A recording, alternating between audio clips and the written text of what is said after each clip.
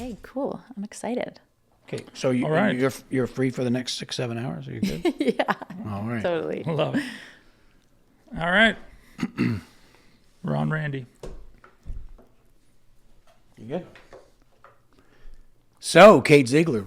Hi. Hi. Thanks for coming down and going again. Yeah, thanks for having me. I'm so excited. I'm particularly excited about this. Oh, we're going to put something in it later. You didn't know that I'm like a mug hoarder, Oh, really? and I don't have a single mug with my name on it. Oh, wow. Oh, my. Now, where do you hoard them at home? I hoard them at home in the cupboards. And they depending on the mood, like I'll pick a different mug, like what kind of character do I want to kind of tap into for the day? Oh, my. That's really fun. But it must depend on weather and what's going on out Yeah, the window. yeah, exactly. Like, am I feeling a little English? Is it like a tea time? Yeah. Wow. So I'll let you know what character I get to take this home, right? Oh, yeah. You just wait for the next Kate to come in. We have to get her another one so she can take one to work and one at home. Yeah, Yes, that is yours. I love that. And the stickers there. And, you know, I know that you probably have a sticker book at home. I don't not have a sticker book at home. Okay. Yeah. So, Kate, you are a professional voice actor. That's right. Yeah. So tell me about that. What is that? Yeah, that's such it actually is a good question because I feel like people really don't know, or the suspension of disbelief is present. So they are like, wait, what? Somebody's doing that on the radio, or someone's doing that on a commercial? That's a job. Like, that happens a lot. But I'll go back a little bit. So like I started out as an actor, and I ended up in an agency, like a talent agency that had a voice rep. And very early on, they were like, at that time, there was very little non-union voiceover work, and I wasn't in the union yet. So they were like, well, there really isn't much we can do, but you kind of have a good sound. Let's see if we can get you something to get some experience. So my very first voice job was for I think it was like a non-union PSA for this, it's like a center for people with eating disorders. Okay. It's called Sheena's Place. Okay. And I go in, and at this time I'm like trying to become a movie star. Like, I'm acting on camera. I'm trying to, get a gig, like an on-camera movie or a TV show or something. But I go into the studio for the first time ever. I put the things on, like just like this, and I'm sitting in the chair, and they hand me the script, and I just like closed my eyes. I started doing the thing. I was like, oh, I love this. Like, it was such a moment. Yeah. Wait, we're going to wrap in an hour? Is this what you're telling me? It was probably like 20 minutes. Yeah. It was like, oh, there's no ego. No one cares about what I look like. Like, I can just kind of go into the zone, and they're asking me little actor-y questions, like, think more internally, or do this or that. And you're just like, I was absorbing that and doing the thing. And I left being like, oh, that's fun. I want to do that. And I didn't know that was a job. So I got kind of excited. And then when I got in the union pretty soon after that, I basically just I booked things right away. Like, oh, wow. My first ever commercial with voice commercial was a national Buick campaign. And that was like kind of unheard of, to just like walk in and book something at a national scale. That was in 2011. Wow. And Do you still remember all the scripts? I kind of remember that one. It was like, wanted, curious, free-thinking people who something, and then it was like Buick. Wow, I would have bought one of those cars. Maybe you guys were driving the cars. You go into this. There's a chance. You go into the dealer, and they ask you what you want. You say, something. Yeah, exactly. That was wicked. I've only ever done one voice thing. Oh, yeah? I think. Well, you have a great voice. Think Cambrian College. Cool. Yeah. Cambrian's in Sudbury? I don't know. I have no idea. I'm pretty sure. I was just talking about it yesterday. And it was years and years and years ago. Yeah, I mean, you both could, especially after like doing this for a while and being a musician, like you know your voice and I know my voice. I don't mind my voice now. And I've been told many times that I should do voice work because of, I guess I have a pretty unique Yeah, you sort of do. voice. But every time I've had a voiceover audition, yeah. all I can think afterwards is I need to do a damn course. God damn it, I suck at this. Oh my gosh. Well, we could crack that open a little bit because Okay. I think there's great teachers out there and lots to learn, but I also think that you learn the most from just doing the thing. Sure. And like that first campaign, that Buick campaign, I did with this director in Toronto named Jody Calero, who's just like a legend in the voiceover Oh, wow. music direction for commercial industry. There's a few of them, and Jody, the studio is called Orange. It's was like a part of another studio called Silent Joe right on Queen Street. And I go in and there's like the walls are lined with pictures of like Sarah McLachlan and Nelly Furtado. Like they'd done their records there, which kind of like the mug, like put me in this cooler headspace than I was actually there to do. 100% that Yeah. mug is at the same caliber. That's why we do it. 100%. Like I was like, oh, I'm here like Sarah and Nelly and I'm the same. And I go in and Jody, it's this big room with all these beautiful carpets and the piano where they probably cut that Sarah McLachlan record. And Jody sat like on a stool, I don't know, like 5 feet from me. And that's not normal. Usually the director sits on the other side of the glass with the engineer and you're just in the booth by yourself. But because it was my first job, he just was like wanting us to have like a very direct connection. And so he would say like, okay, now imagine you're doing this, but like it's just you in a room. There's people you don't want anyone to hear. You're not whispering, but like you're bringing the tone down. It's very intimate. And immediately I just started learning. That was really good. Started learning about like volume and audience size and all that happened just from working. And at that time there was a lot of work. So if you had a good tone and someone was willing to give you a chance, they're going to teach you everything you need to know. Interesting. That was my experience. If you want to do animation or video games, I would say you definitely want to get some training. Yeah, animation's obviously a big, crazy different ballgame. Totally.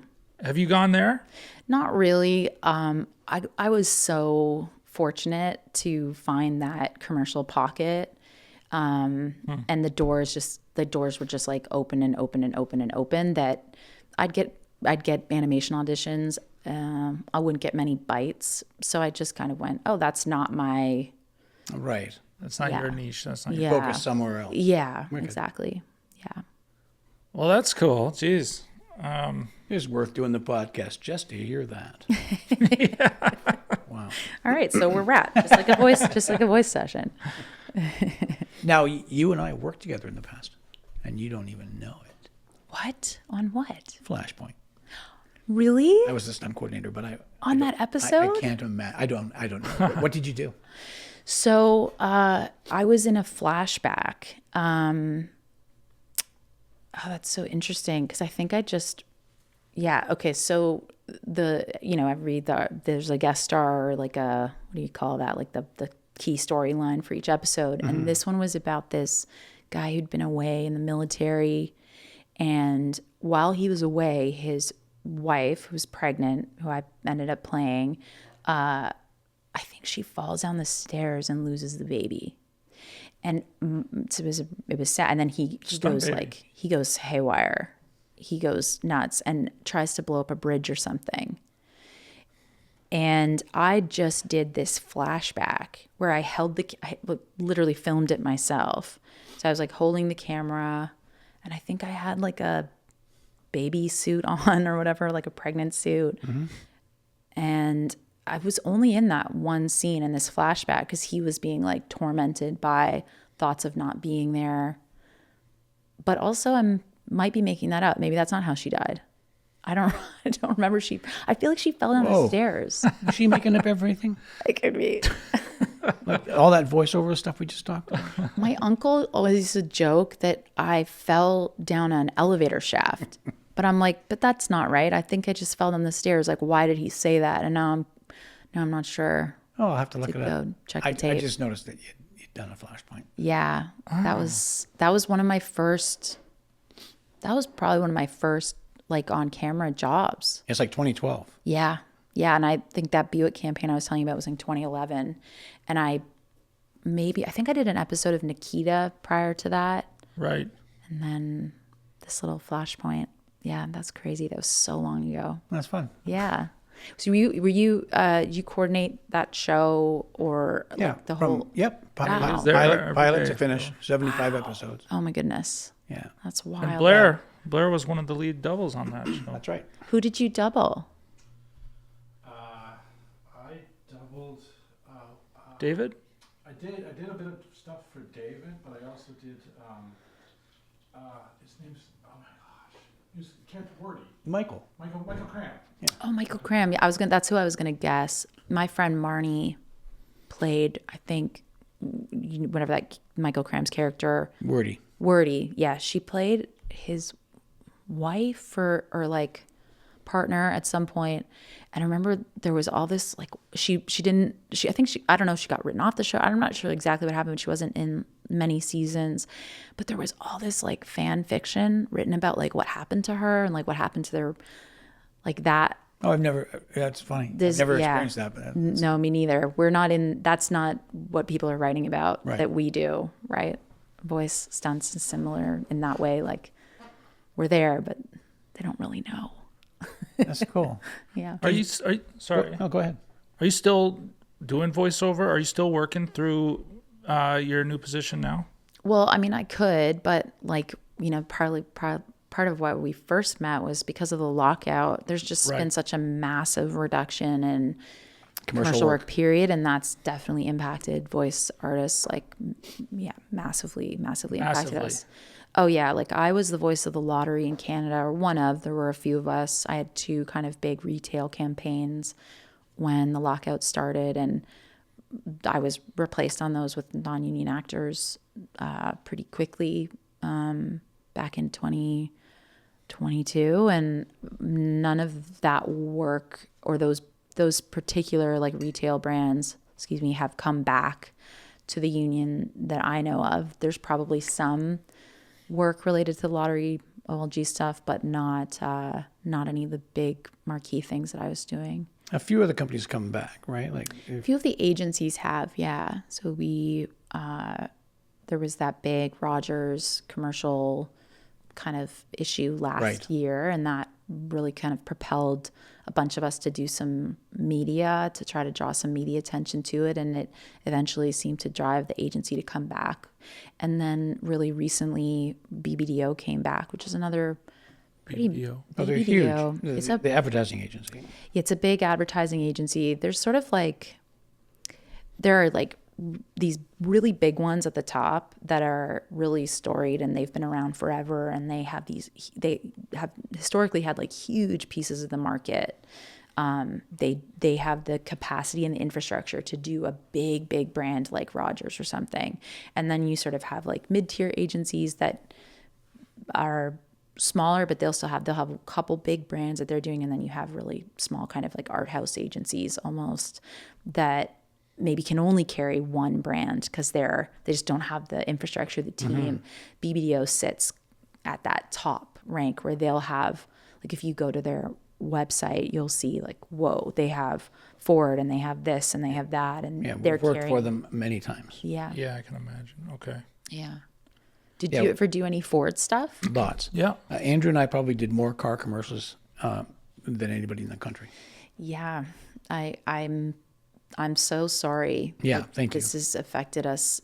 Yeah, crazy. I was just out last week on a car commercial, and just before Christmas, I did some Ford, Okay. and I have a Bronco commercial on right now that's playing. Okay, good. Yeah, I'm fortunate. When do I get paid? Yeah.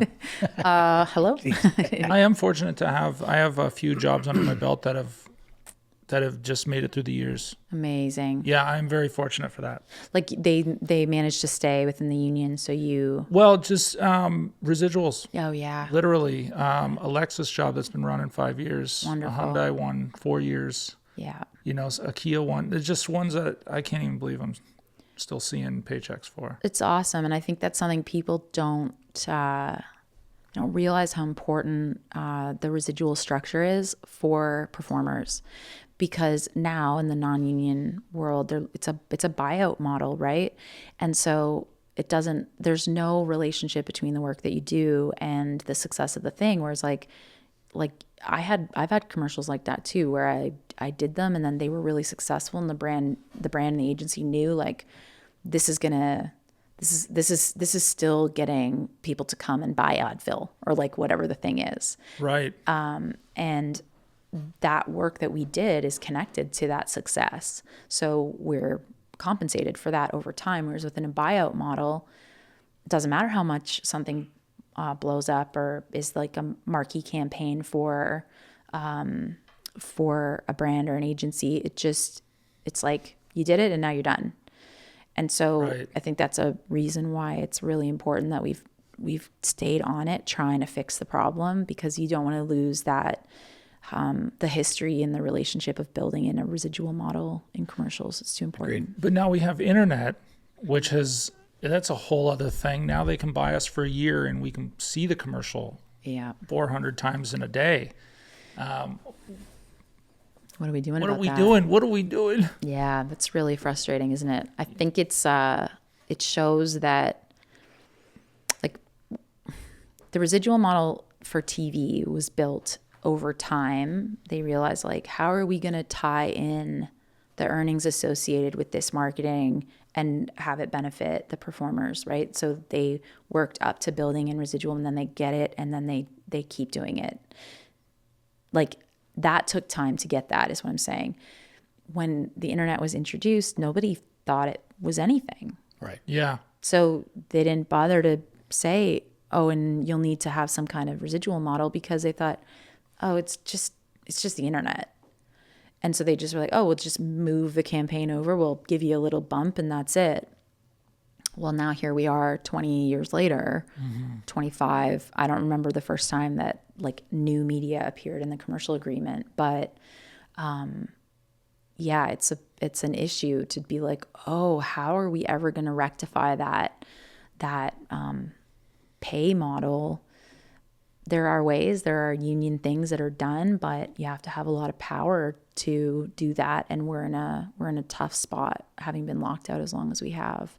And a lot of the work I do is strictly straight to internet. Digital, yeah. And what's interesting is that they want to pay you less, but the stunt guy that's falling down is still falling down. Yeah, the job hasn't changed. Exactly correct. Totally. I'm with you 1,000,000% on that.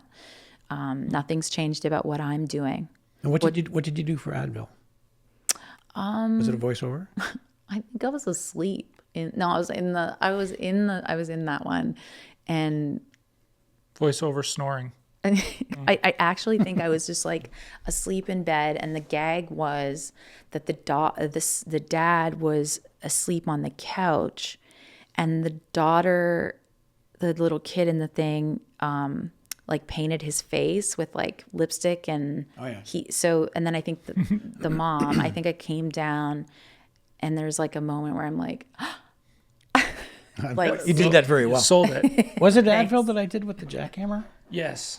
I believe that was. oh my God, I can totally picture that. The waitress. Or you get there's a flicked guy- off. Guy on a Yes. jackhammering. Oh my God, That was me. amazing. And then she gets flicked on. She freaks me out. Amazing. Yeah. But speaking of Lexus for 5 years, I think that silly thing ran for 5 or 7 years. that Advil one. Yeah, and then Yep. there was point of purchase pictures in Europe that continued to Picked be. it up. Wow. Actually, the very first job that I ever did was the only non-union job I ever did. And it was for 3M. 3M. Safety equipment, right? Yeah, like that kind reflector- of stuff. It was yeah. for reflector reflector tape. And I was a young kid, and I walk out in front of a car, and I grab my little brother or something out of the way, and the guy sees us because we're wearing our reflector I'll tape. put it on the podcast. Oh God. The thing's probably still playing. No, I don't think Yes. it is, but it played forever Oh, yeah. until I was in high school Yeah. and beyond. And I couldn't believe it. I had friends still talking about it and poking fun at me about it, but never saw a residual. No, Check, I because had the it's non-union. same. The first on-camera commercial I ever did was for a German yogurt company called Zott, and they flew us. So the German was the German brand, I think British agency, like British creative, German, like advertiser. They flew all those people to Canada and then cast us in Toronto and flew us to the Northwest Territories. Whoa. We shot in Yellowknife because I thought it would be snowy. It wasn't. They had to do fake snow. And it was like 5 days shoot, like all these different scenes. I think I was like 24 and I had a 6-year-old son and like a 45-year-old husband. I looked a lot older than I was. Like they weren't trying to do that, but it was like, I was like, well, I'm allowed to tell this story. And they had us like, there was like a scene in the house. They had this scene with me walking at the thing and like seeing all these snowflakes. I have some family and some family friends in Germany who told like my parents, they were like, we saw Kate on this thing. And that went on for 4 or 5 years. And I think I was paid like $1,200 all in. And I thought, wow, $1,200. Like that's a lot of money. Yeah. Right. And then it played and played and played and played through like in Europe, like $1,200 got a lot smaller. a lot smaller. Yeah. So to my, happy surprise when I got in the union, I was like, oh, They're going to pay me I'm again. actually going to pay you and compensate you for, because they're still using you to sell product. Absolutely. That's why they keep it going for Sure. many years. Yeah. Very cool. And Ford, so I used to be I was a voice of Ford. I did a bunch of retail stuff. It was like, it's easy to get into a Ford. I don't know if you ever saw those or worked on those, but it was the retail stuff. Just so you know, like when we're driving a car down the highway, Yeah. there is no voice. No, I know. Yeah. You would see the spot. Tease- Imagine. Well, I was like a God voice in those ads. Really? Yeah, like a customer would walk into the showroom and I would be like, hey, blah, blah, blah, blah, blah, blah, blah. Did you know this about this car? And know those they would spots. go like, I know those spots very well. That's hilarious. did you work on those? Well, we may have, but may we've only So been many. driving, right? So Right. And I don't know that there was a ton. There wasn't a ton of driving in the showroom stuff. But then I did more with Ford. And I did that for like 4 or 5 years. That was a great gig. I had a lot of fun doing that. Now, see, sometimes, like, so often I'll be sitting in a restaurant or like the bar area and there's the TVs all over. And of course, you see car commercials all the time. Sometimes it's of course not me. And sometimes I see this commercial the 10th time and I go, oh, but that's mine. Oh my God, that's You my forget job. because you're inside the car, not That's outside. correct. the Yeah, car. I really don't know what Yeah. they're doing. You read the script, but you go, okay, the car stuff. That's Yeah. that's what I'm doing. Yeah. So that's kind of funny. Yeah. I don't necessarily pay too much attention to what happens afterwards. Yeah. Whereas it's almost like because it's like the complete opposite for voice because I'm the last thing. Like the voice is the bow, right? And then it's like, okay, it's ready. The package is done.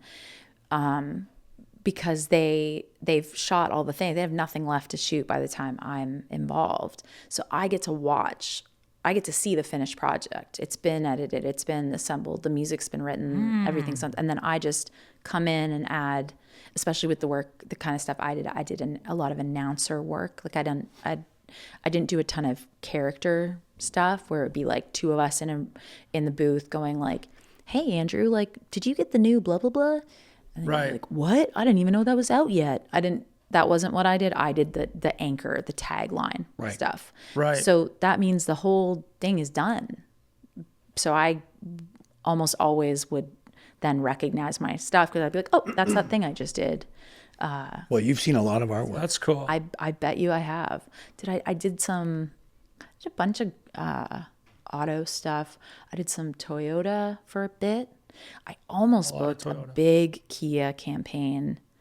That was a crazy story, but it was like months and months and months of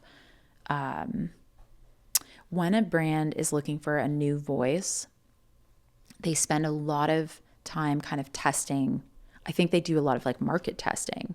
And so sometimes you'll get like a radio, and then you'll get another radio, and then you'll get brought in for a demo, or you'll kind of see crumbs over the course of a year. They're sort of tracking whether or not you're a good fit.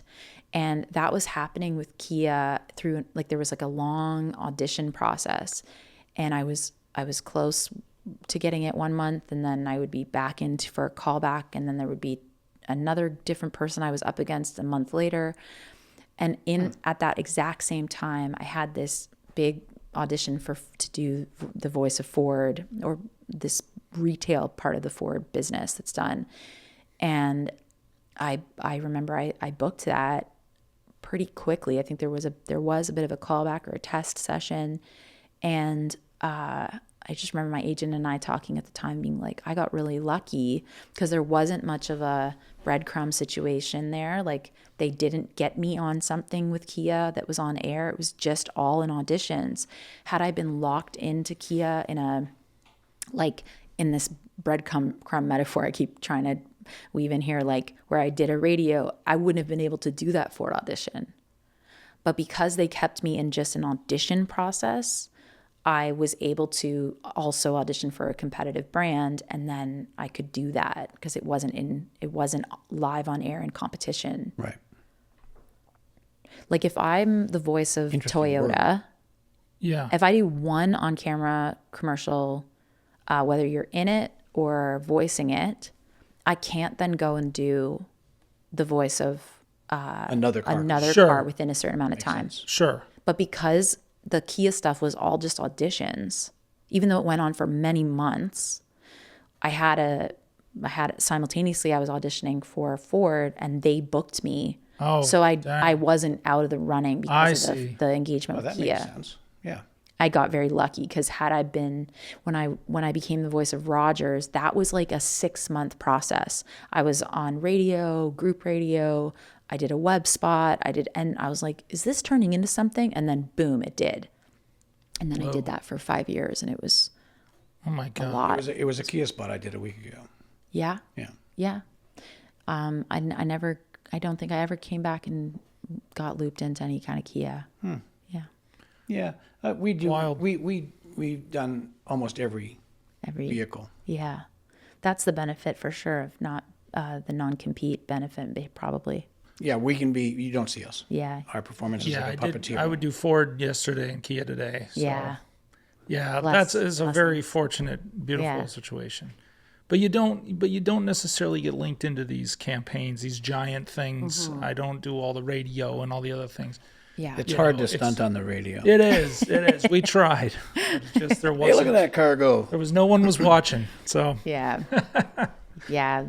The radio is actually quite fun and can be a little bit more like playful because you're trying to grab someone's attention just through like little kind of vocal pitch things that might go like, oh, what was that? Or that was funny or whatever. So radio can be really fun. It's a little bit more like rock and roll than TV stuff is like very measured. Like they want to make sure they get every little up, every little down perfectly right. Mm-hmm. Yeah.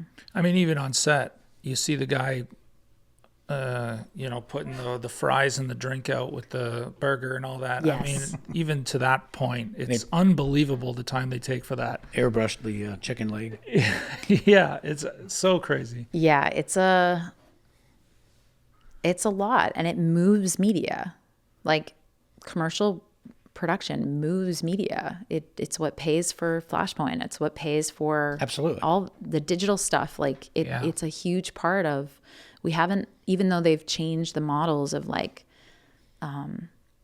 they've changed it's so much is on the digital platforms. Obviously, like I'm not introducing a new concept here, but it's like they haven't figured out how to totally do away with advertising because it's such a big part of what moved media and paid for it. And Which is hilarious because if I can't skip a commercial ad, I mean, my little bit of anger inside me just spikes, Yeah. I know. which is amazing that, Yeah. but it is, I mean, as much as I love to work on them, it is kind of crazy how much it's in our face. There is a lot of advertising happening at all times. Yeah. I love advertising.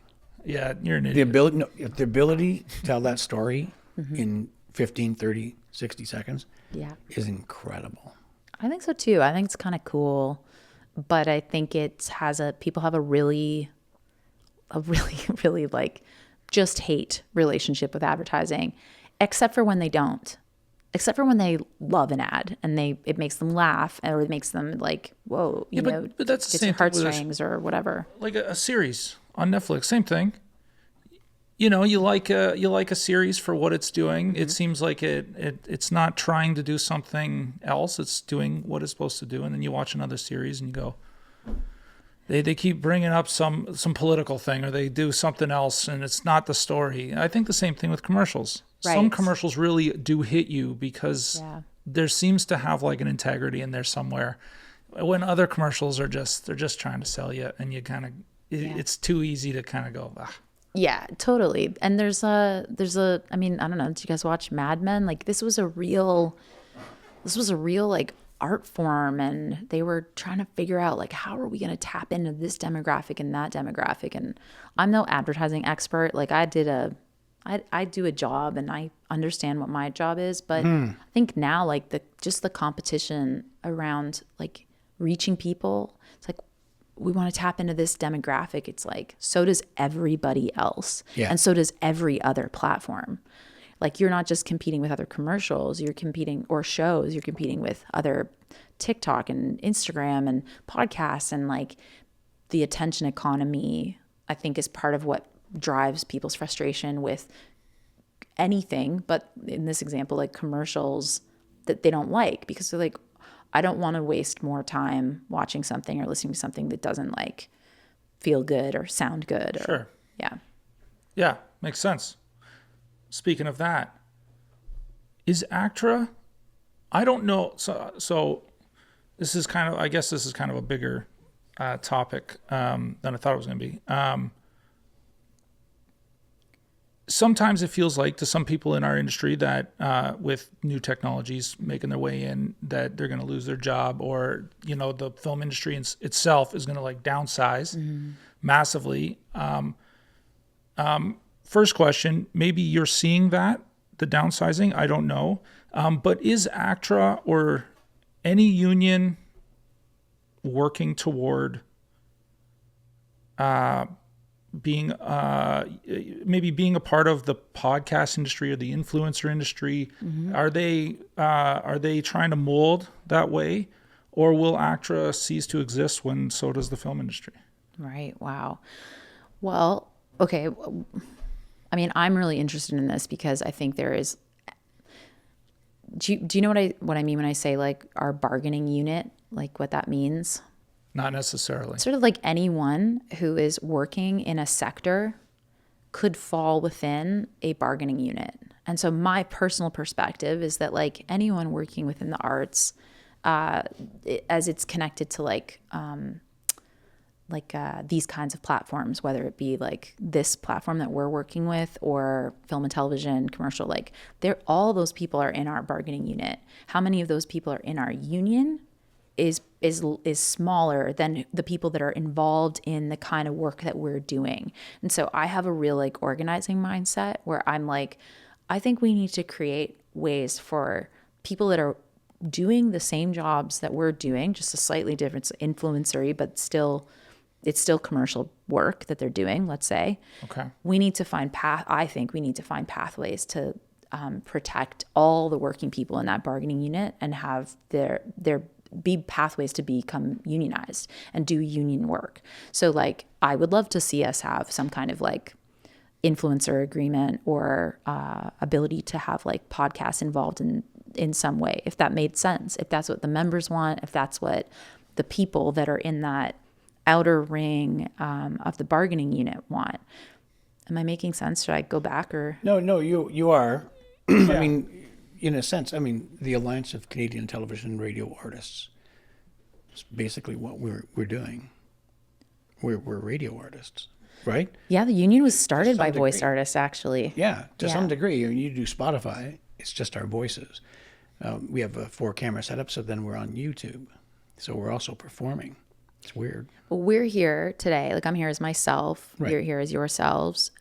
So we're within our rights to do this on our own without having to.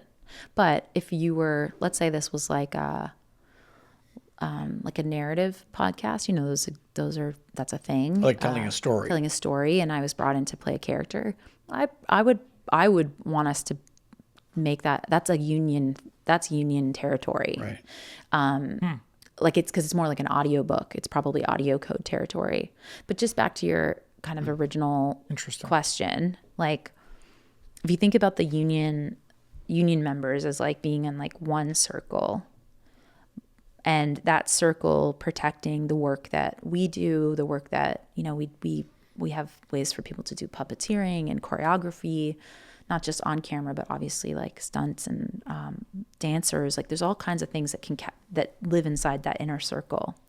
But then we also know that some of that same work happens outside of our circle, and that is what I'm talking about, being this broader bargaining unit. It's like, oh yeah, there's still people doing dance or choreography, or even, I'm sure, non-union stunts.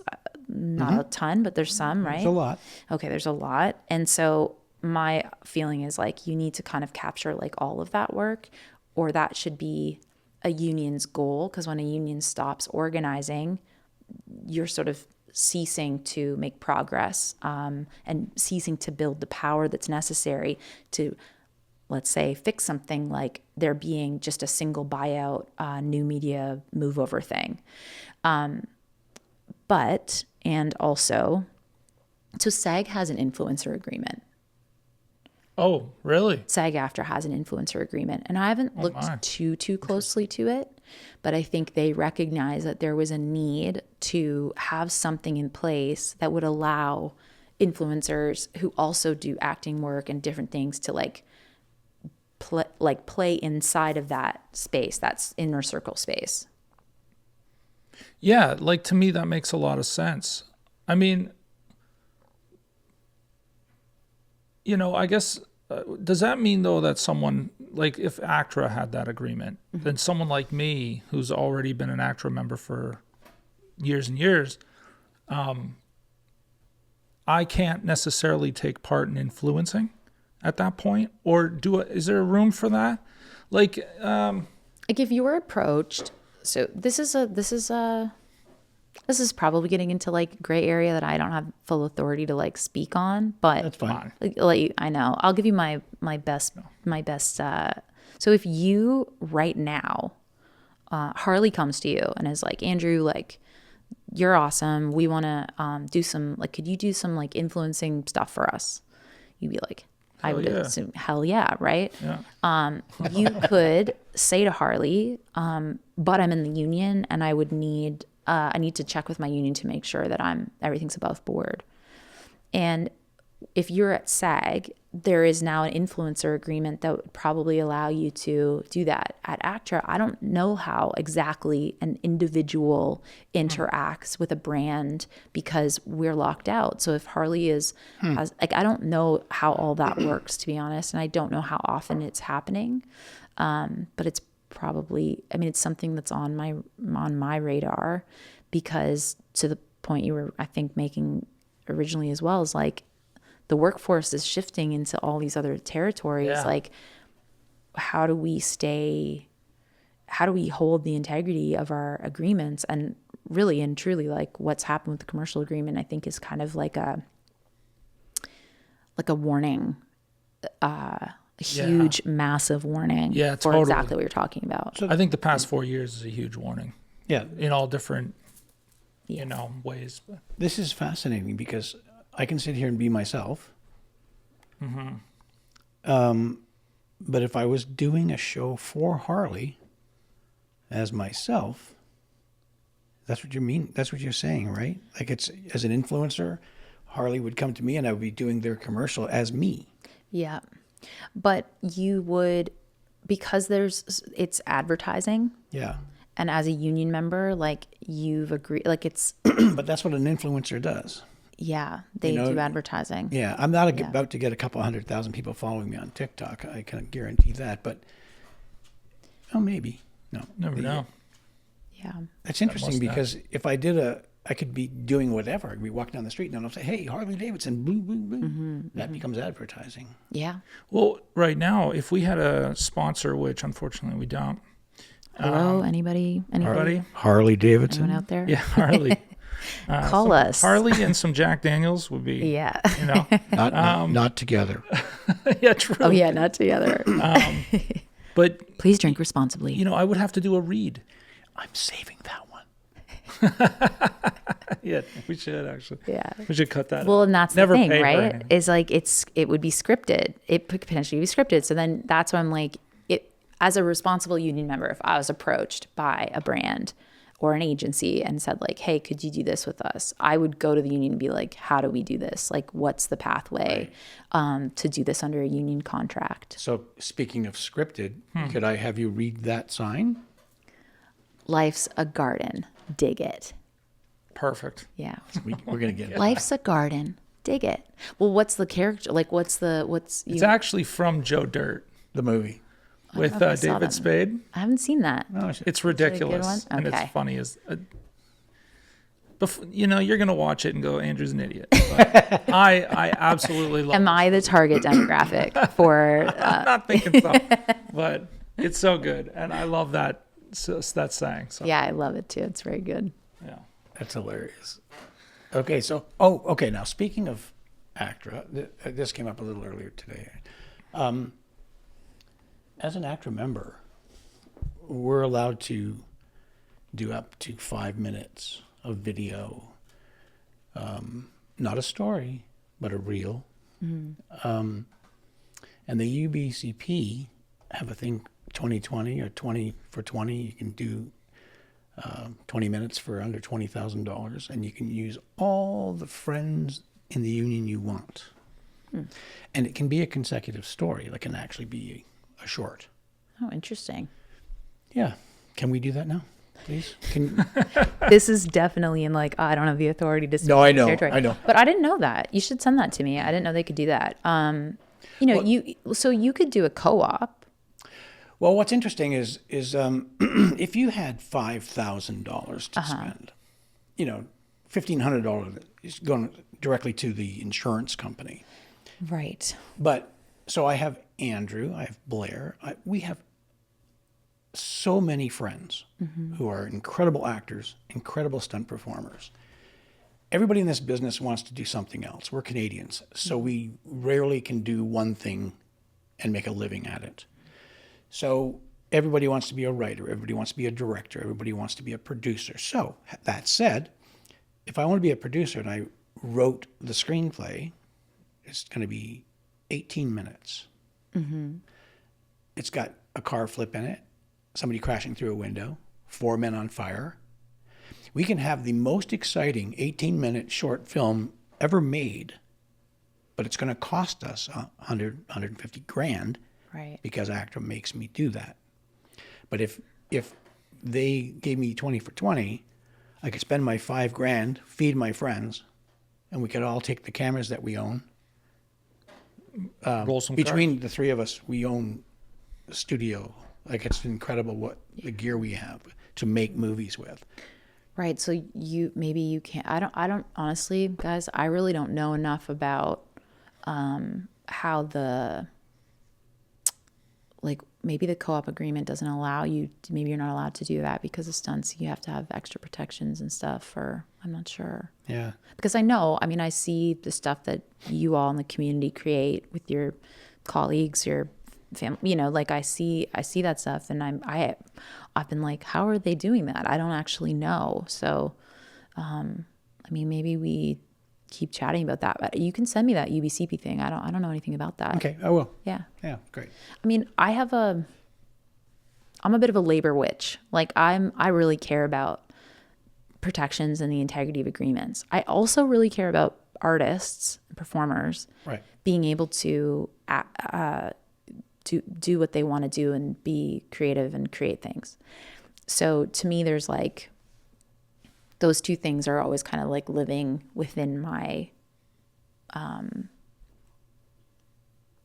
just like I'm always thinking about like how do those two things work together, because there are people who are like, we should be able to do whatever we want, whenever we want, however we want. Well, now you're not in a union, because you don't want the integrity of the agreements to be lost at the I don't think we want the integrity of the agreements to be lost at this to push this thing up here. But then at the same time, you don't want to make it so difficult for people to do the thing they want to do. So I'm not totally sure what the answers are, but I think that members know, like, we can help guide a process, but people have to have these kinds of conversations and look at what's happening in other jurisdictions, and then ask, like, has it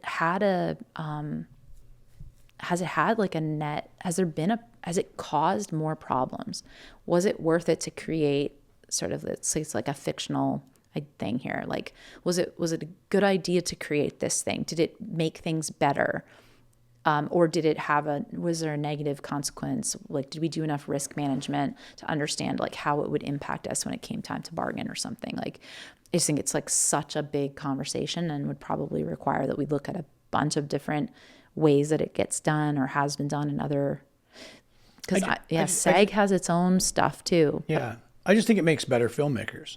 Mm-hmm. I mean, every actor should be a filmmaker.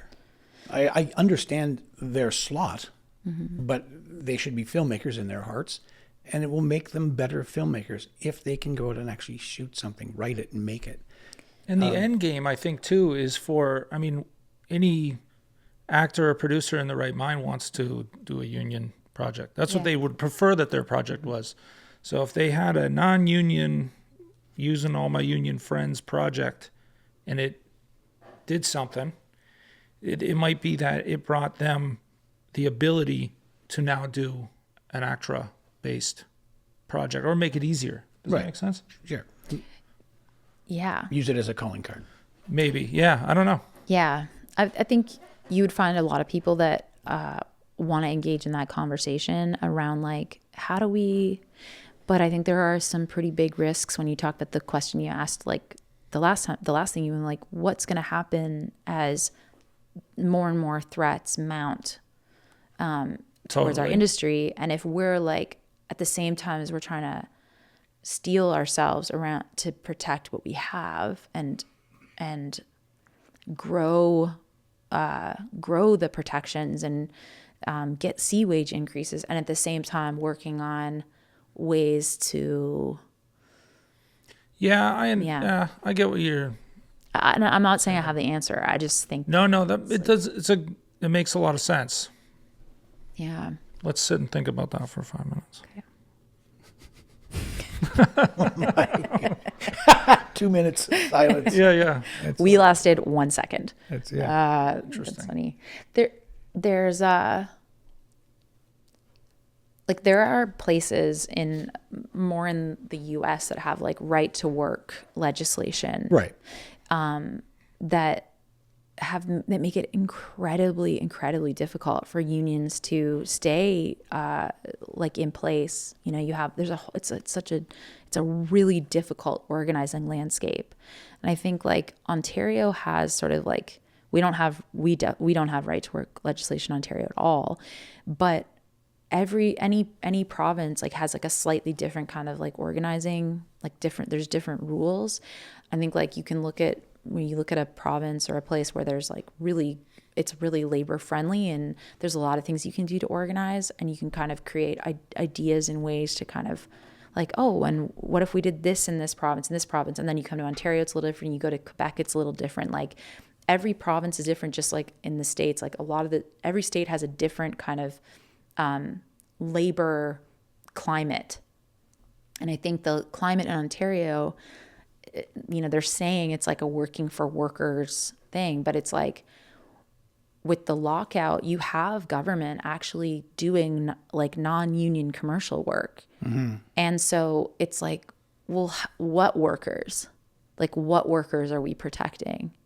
And that's been like a big kind of like frustration or like pain point for me, is like, what I don't think, as certainly getting to know people in the stunt community, like I don't think that sets are like inherently safe spaces. I think that they're made safe through the work that you all do, through the hard fought things and collective agreements that mandate certain things need to be in place. But like, you take that stuff away, a set isn't any more inherently safe than, I don't know, like probably some construction sites. Like, there's stuff that we need to do to protect people. You have minors work. It's one of the only industries you have. I think it's the only industry that you can have a kid on set. So do we really want to go like testing those limits when we're trying to organize within the context of our own government doing non-union commercials, where they're like, oh, that's not that serious. It's like, it's not. How is it not that serious? Yeah. Yeah, I'm with you. Okay. Or not. I mean, No, you I can am. also still want to do your stuff just like many, many, many actors. I know some actors, for example, that did a film through co-op that did pretty well. Like, they got into a bunch of festivals, and I know like they must have raised some funds to do it. Right. But I don't know how stunt work interacts with that. It's not something I've And I'm all for getting involved with the union and having to go to the union and say, I'm making this film. I've got $5,000, but I have 25 friends, and I'm going to light them all on fire because I have that ability, the knowledge, the equipment, everything. And it's not going to cost me more than just insurance and paying them. Of course, then you have to go down through all the safety protocols, blah, blah, blah, that comes in. We could all sign contracts. I got no issue. Put it in a file. Yeah, and I can You see still get to where go make your fun movie.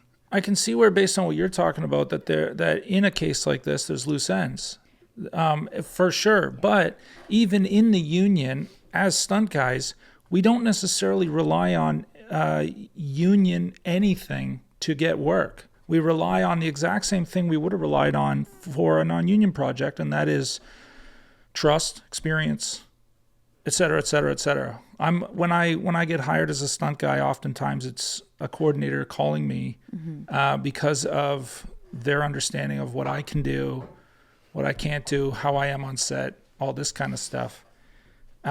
So if Randy did a non-union short film and wanted to bring on 25 of his buddies, it would be the same idea. They would say yes, knowing Randy's reputation in the first place, knowing that they're safe on set, and he would only ask them based on what he knows of the work he's done. But what's interesting is that I'm not saying do a non-union. Oh, I'm saying do a union. It should be in the union allowing us to do it. oh, I see what you're saying. So we would go through ACTRA, but I don't have to go through all this paying things and putting this in. And Yeah, I don't want to pay anybody. I don't want to pay into your. If we had all that money, there would be no issue. Well, this is, I mean, and Right. just to play devil's advocate, neither do No. producers. Producers also don't want to pay anybody. Right, I have learned that. But Right. Right. producers are making a product for resale, and this is not. If it's a calling card or you go into a It's like a demo. Right. Or like a demo. Yeah.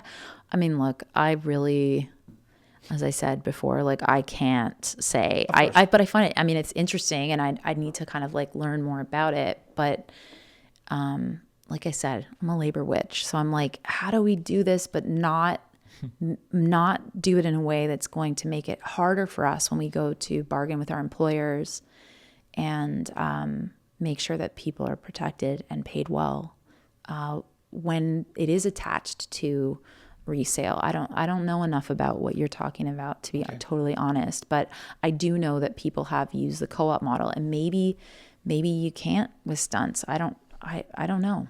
I have to look more into the co-op thing. Yeah. So, okay, what motivated you? I know you've been ACTRA. How long have you been with ACTRA? I think I joined or like started my process and whatever, got my first credits in like 2009. Okay. And At what point did you decide to get into ACTRA's office? The lockout was lockout. like, yeah. So it motivated you. Yeah, I was kind of one of these people who was like, just doing great, like working all the time, but not all the time, like working enough to make a good living, Yeah, had a good life, traveled, was writing, doing my own thing. I wasn't acting so much after 2017, 2018.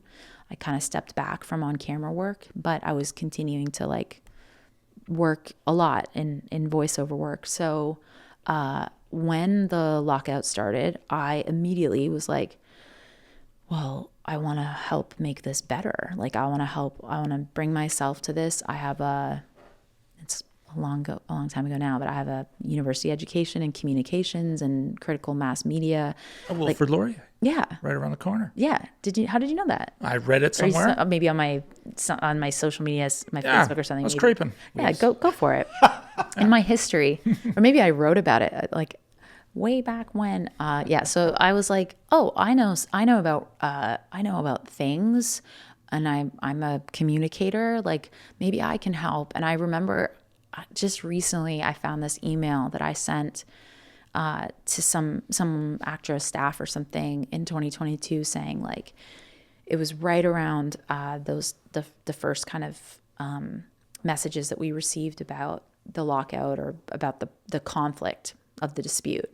And I wrote like, I don't understand what's happening. Like I'm at work right now and I can see like behind the glass, like they want me here. They like me. There's no problem paying me. Like what is happening? Like why is this happening? Like what's gone wrong and how can I help? Like what can I do? And I've just kind of like never set that down because and not if the lockout ended tomorrow, I'd be like, oh, all done. Because now I've learned about all these other things that I'm like, oh, this is about working people.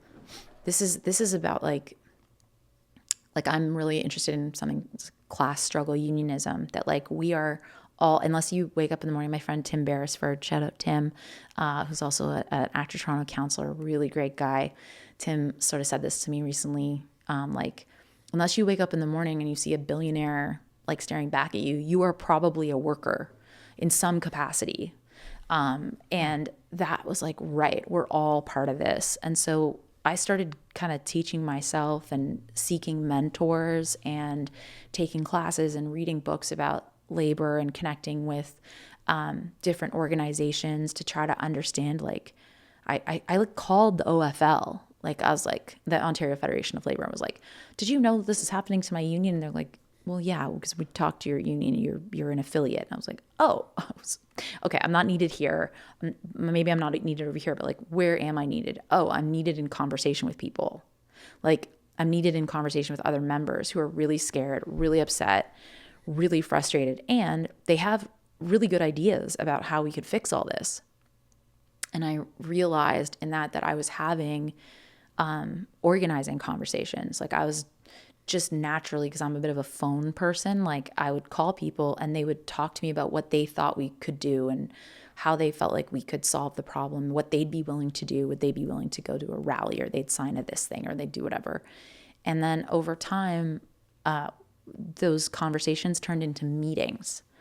And then those meetings turned into sort of like etching out like, well, what do we think as a group could help end the lockout?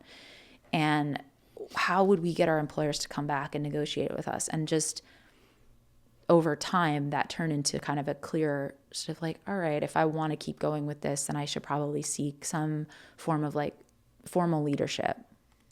And so in October 2023, myself and a bunch of people, including my friend Tim, ran for council. And then, we had that first year and we're kind of like, what do we do now with this position? And when the presidential election came up, we sort of talked amongst ourselves. I talked to the many people that come and meet with us through the caucus that I'm involved in, the rank and file caucus of ACTRA performers. And people were like, we want you to run. And I was hesitant only in that I felt like there was, it's a lot of work. and a lot of Yeah, work. And It is.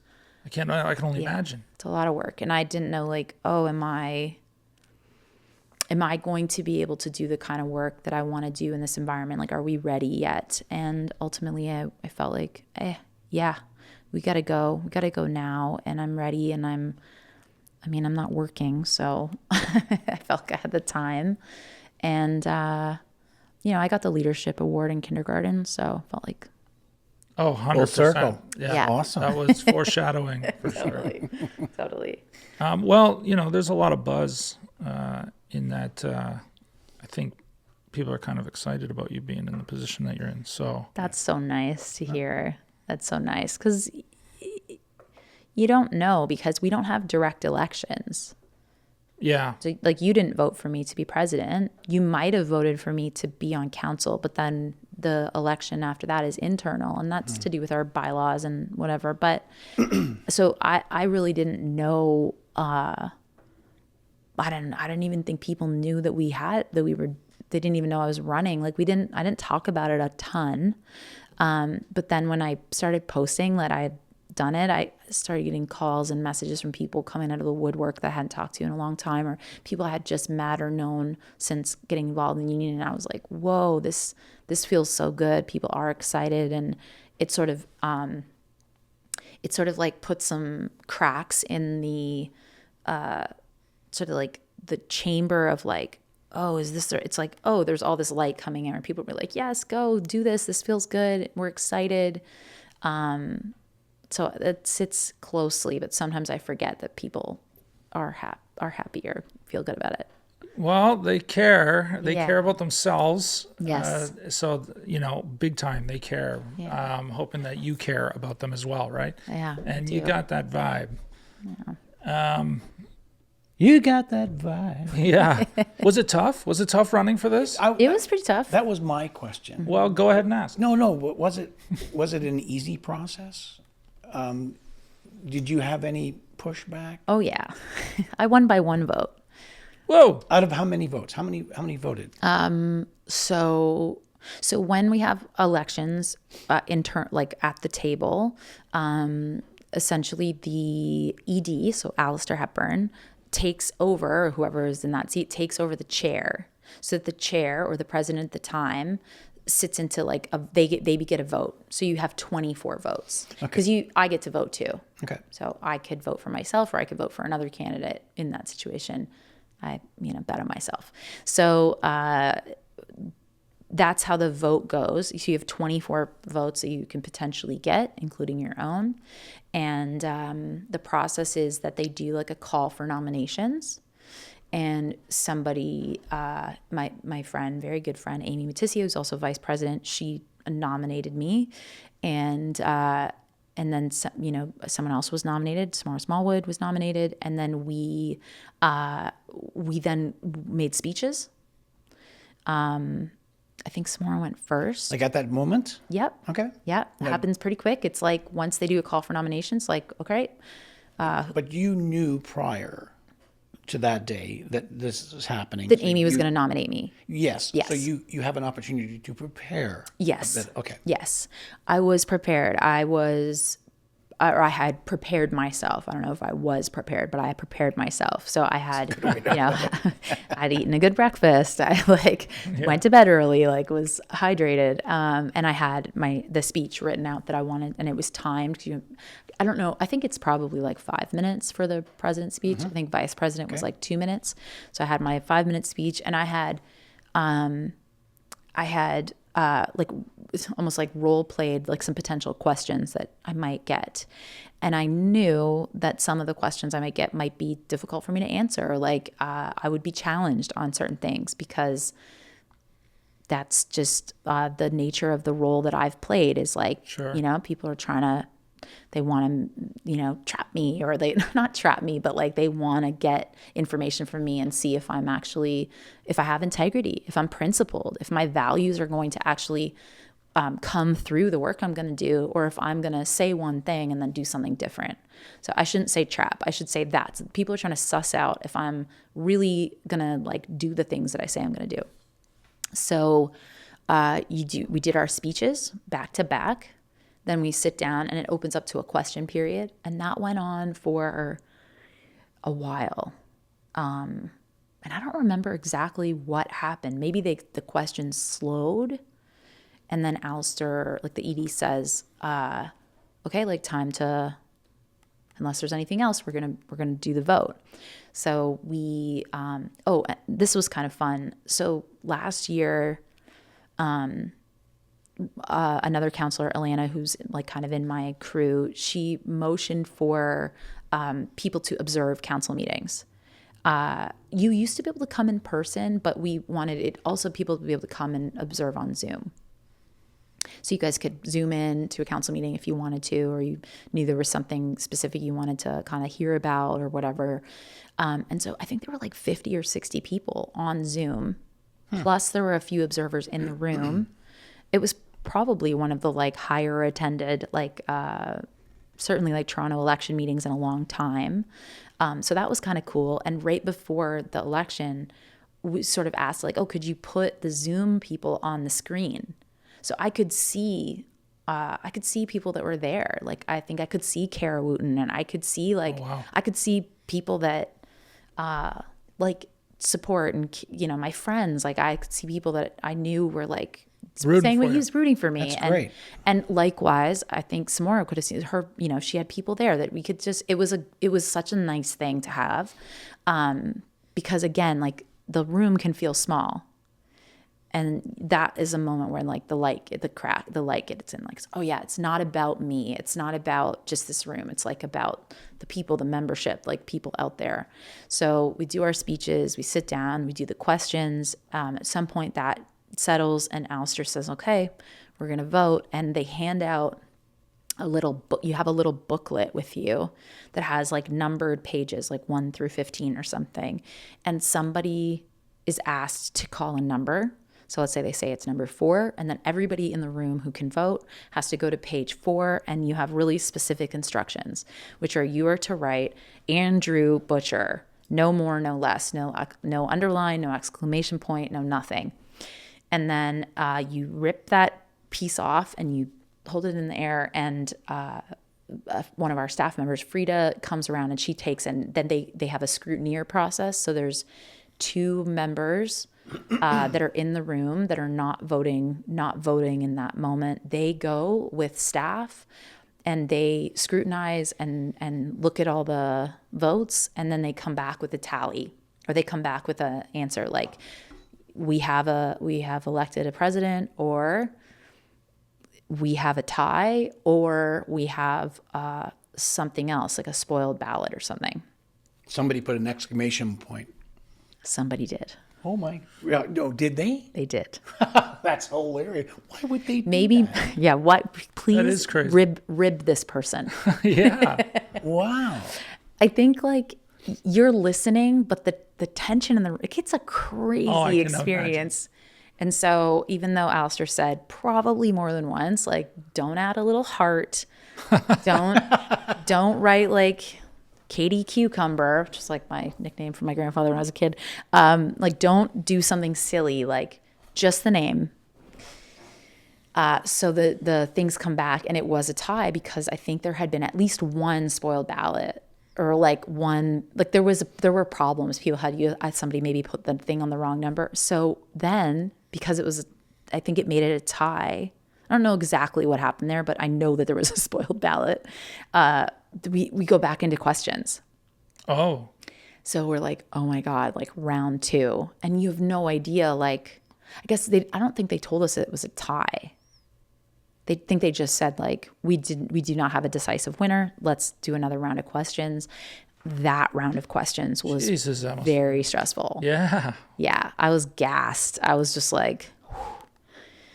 And you're trying to listen and think about, did somebody like, I would swear, but I won't. But like, swear it up. I was like, did somebody fuck me over? Like, did someone not vote for me? Blair, you can bleep that, right? No, it's an industry term. Yeah. Very much so. It's all good. Thank you. Yeah. Look, I was like, and I knew it was going to be really close. like I knew, I felt like very confident that like it was going to be maybe 1 or 2 votes between us. We both had a lot of support in the room. So I was like, did somebody, oh my God, like, did I lose somebody? And so that was spinning in my head. But some part of me knew like something must have happened. And so then we go in the voting again, they come back and they say like, they said that I was the winner. And I think they, at that time, said somebody had made a mess on the ballot. And I just saw like my one friend be like ghost, like pure ghost. Okay. She was like, oh, I did do that. But then right away, I go and I sit in the president's chair, like that same day.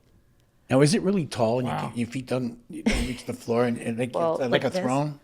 No, it's just a like janky just like office chair.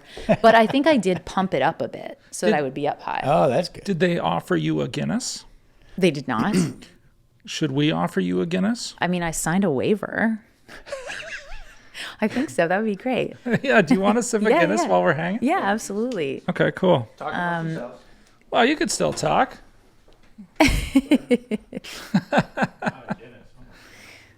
I just thought it was a good time. Yeah, it is a good time. Have you ever run for any kind of like office or have you ever done anything like that? Like been No, I did too much running on set already. Yeah. Right. No. Thank you, Blair, for finding that funny. No. Wait, before you... Oh, sorry. What would you have done with that Guinness before he cracked that? Would you have tipped it upside down? Would you have done anything? Right? I don't know. Oh, I'm not that fancy. I would have. Okay, copy. I'll do a Guinness. Is this what you guys would usually drink? Guinness? No. No? No, we drink what the guest thing. usually drinks. This will be my first Guinness in, I don't know. Oh, so am I supposed to tip it? It gives instructions, doesn't it? Well, normally you're supposed to, as far as I'm aware, it's got that little ball in it, or it's got that ball in it. Blair, do you know anything about this? Not a lot, but I do know, like, when you tip it into a glass, it's not a super pour. You start to Just that's what it is. right over. Yeah. And once it starts to come to the can, you pull it up. So I would imagine if you tipped it now for a second and you tipped it back, it'll Should we try Yeah, it? I think you tip it upside down for now. Okay. And you let it sort of do its thing. If this does like a kombucha aware. thing, it's your equipment.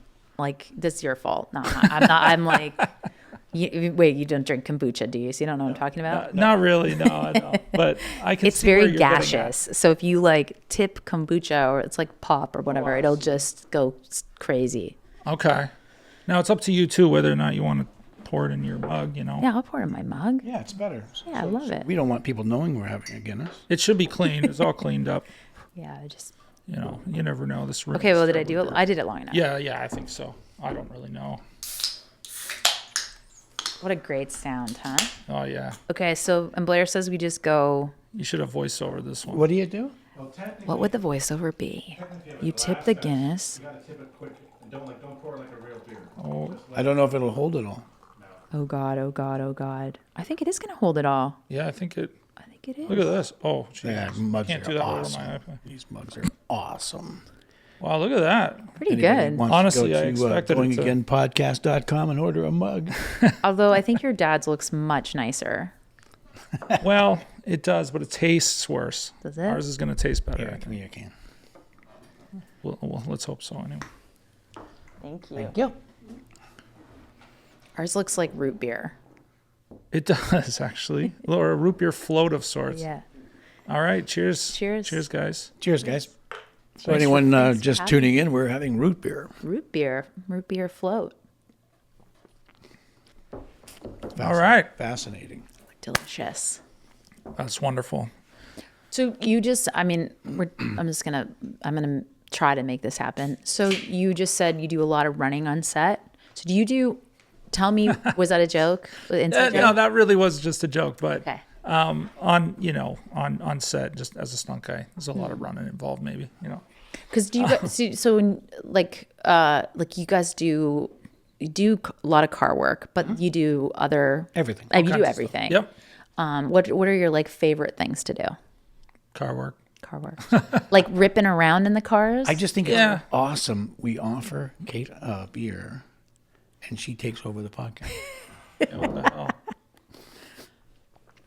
hell? Favorite things. That's interesting.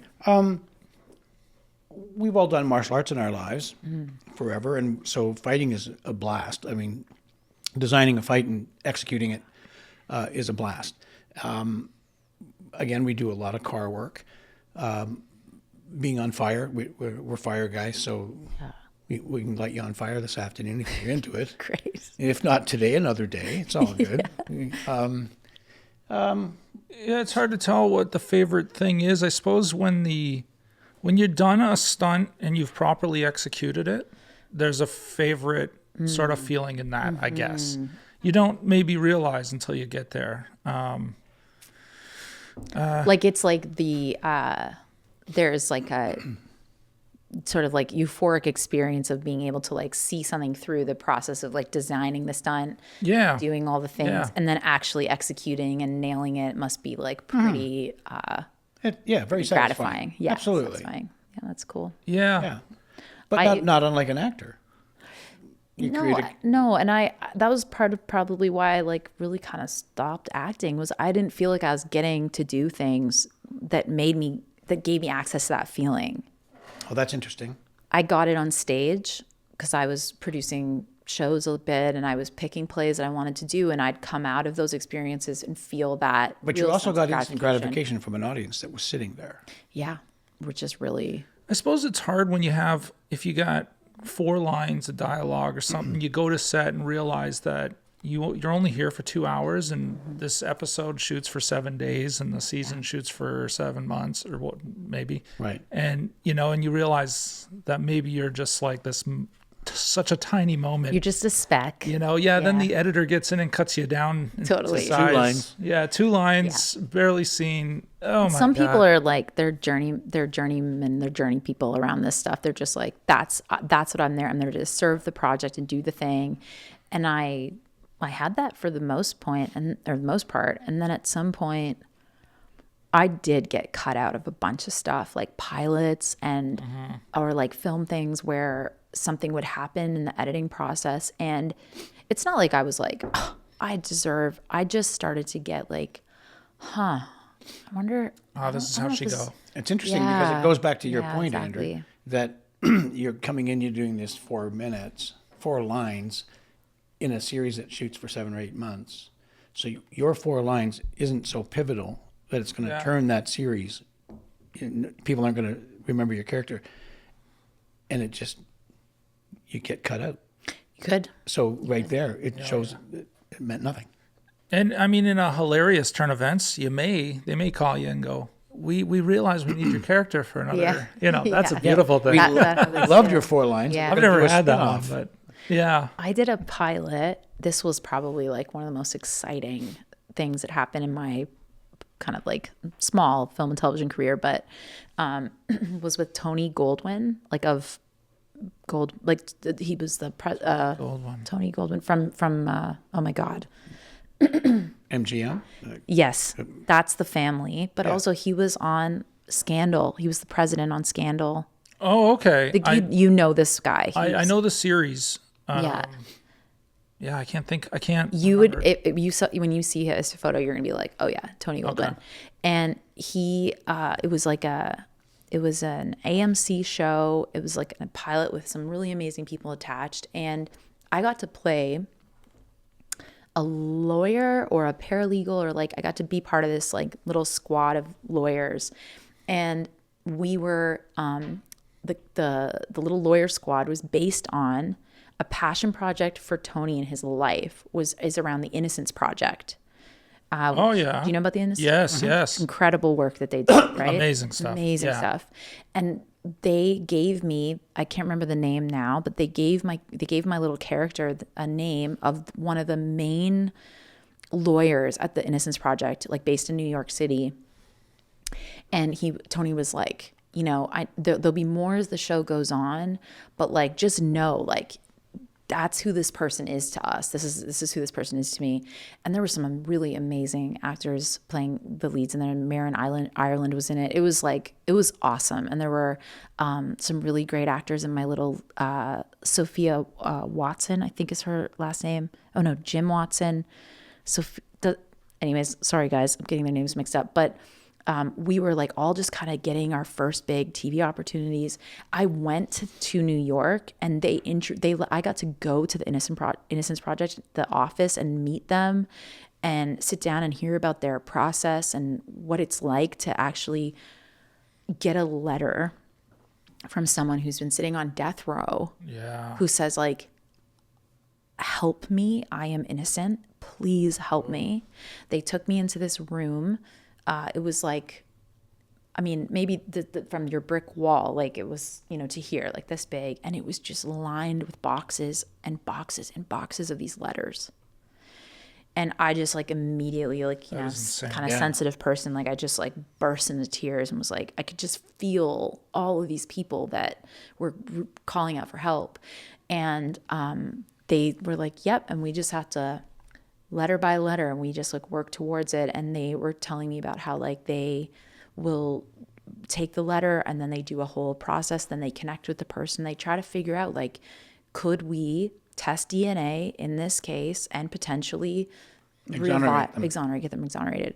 So I was like, oh my God, this is amazing. I've clicked all of my passions into this project, and then was promptly cut out of the show. And I think the show didn't, and the show only the pilot went, or only the first few episodes. It was canceled after one season. But like cup half full, like I got to have all those experiences. 100%. Like, sure, I was cut out of it. It didn't go the way it seemed. Like it was like, oh my God, this is my chance.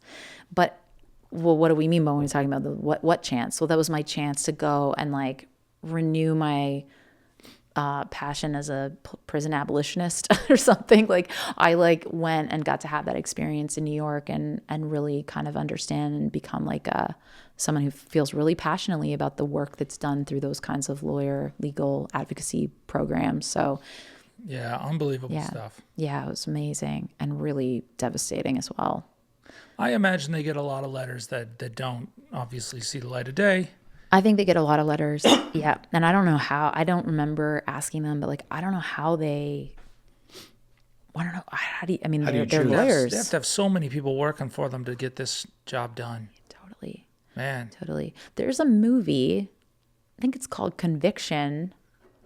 Yeah. Did you see that? Yeah, I believe I've seen this. I think he's involved in that. And then the show was kind of like, it was called The Divide, and it was like kind of like we did this, and then maybe we go and we make a show about kind of a similar kind of thing. And yeah, unfortunately it didn't go, but it was really still a really cool opportunity. Yeah. But I was cut out all kinds of stuff. Yeah, as have we. Face for radio, as they say. Well, you know what's funny is that you ask what your favorite thing is, a favorite stunt or something. The truth is that the longest list of what people, like when people come over and say, oh, I really want to be a stunt performer, how do I get involved?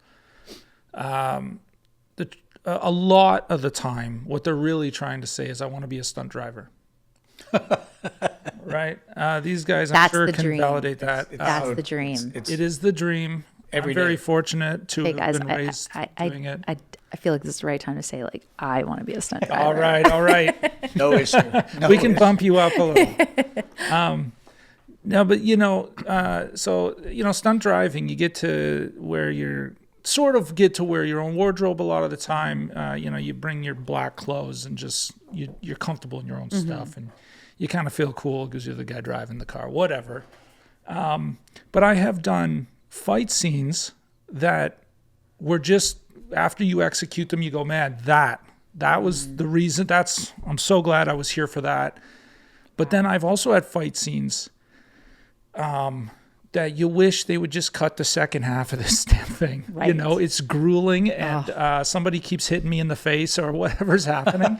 I did an episode of Nikita, and I won't speak ill of anyone, but long story short, the person that I was in a fight scene with did not care about my well-being at all. Wow. And, during rehearsals, it was, and hey, I'm a stunt guy. It's not, I'm not complaining here or nothing. Part of the territory. But yeah, it's 100% but part you of also the have to territory. trust. Well, that's the other thing. There's a trust, and there's another thing that's involved. That's just sort of part of the etiquette, I guess. And this person just wasn't. They were completely careless about it. And I thought I was going to break a bone that day, so I was a little worried. And it just so happened that they cut this moment out. It was just a director choice. And in a moment like that, you go, all right, this day got a million times better. Wow. Yeah. I don't know if that was a good story to tell. It is a good story. It is a good story. Because But I've only had that like once or twice ever. And it wasn't a stunt performer that he was. It was in a stunt. your intuition that something was wrong was maybe like present enough that even the director could sense. Like, I'm not sure. I know. didn't make a stink. Like I just, I did what I got to do, and I was ready. even though you knew, like, I was this ready is to take off. it. Yeah, it is what it is. you can bleep the show. Sometimes you just have to eat that. Yeah, sometimes you just eat Right. that stuff, and it is what it is. Wow. But yeah, And how do you, like, maybe this is too insider baseball, but like, how do you know when you're on that line of like this person is not to be trusted? Like, have you ever had those experiences where you've been Yeah. like, you had to say like, we're not moving ahead until we do a check in here because some shit's going down. It's not okay. yeah. It's an experience thing, Kate, I think. If you can have somebody that's brand new, this is their first day on set, and they'll have no idea that the stunt is going wrong, and he'll get hurt or she'll get hurt. So it takes it's an accumulative experience, and when you have that and you can walk on and you feel somebody's doing something, immediately. Prior to this podcast, the three of us were speaking, and Blair had mentioned about a particular gag that was going to be done, and there's a moment in that gag that he didn't feel comfortable with, and he's absolutely correct. And so that will be changed. But I think it's an experience thing. I know how you're going to react to certain things. Am I making sense? Yeah, no, you are actually to me for sure. Yeah, I agree. The experience thing is probably the most often where somebody doesn't see that gray moment. And at that point for them, it's sort of like a 50-50 and they don't know it. But I think the biggest issue that is happening is the ability to say no to a stunt coordinator. And then them Or say no stunt to a coordinator producer. say no to production. Yeah. Yeah. And that is the biggest thing that I think is causing, between inexperience and that. I mean, there's examples of people who have said no and got fired from a show that they were the lead double on. It has happened so much. And they've said no, knowing full well that this outcome of this stunt may be very detrimental to my head. And then they get fired. But then there's people with more than plenty experience who are, some of them are coordinating today, who said yes in the way of danger, knowing full well that this may not go right, but didn't know how to say no. And to their detriment, for sure. Yeah. The lack of experience in a stunt coordinator, Kate, it gets incredibly dangerous in that you don't know what you don't know. So if you walk on set and you're the stunt coordinator, you walk into an office and you speak to a producer who's also new, has never vetted a stunt coordinator before. They don't know what they don't know, so they don't even know how to. Right.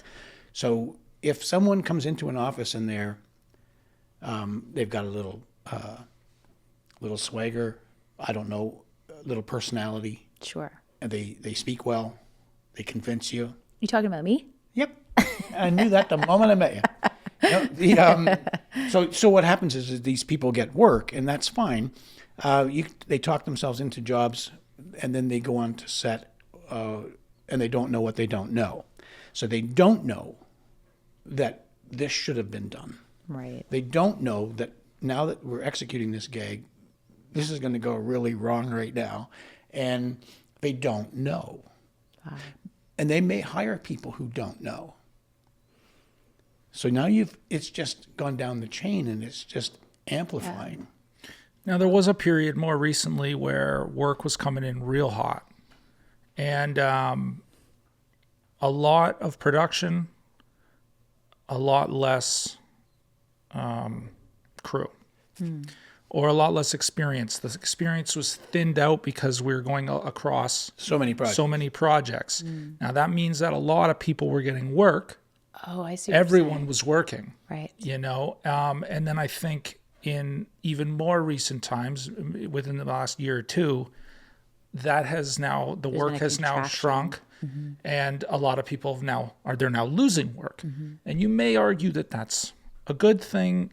It's a bad thing that somebody's losing a job. It's a good thing that experience has its way of sort of making its way back into the industry, Yeah. maybe thicker, more substantially. However,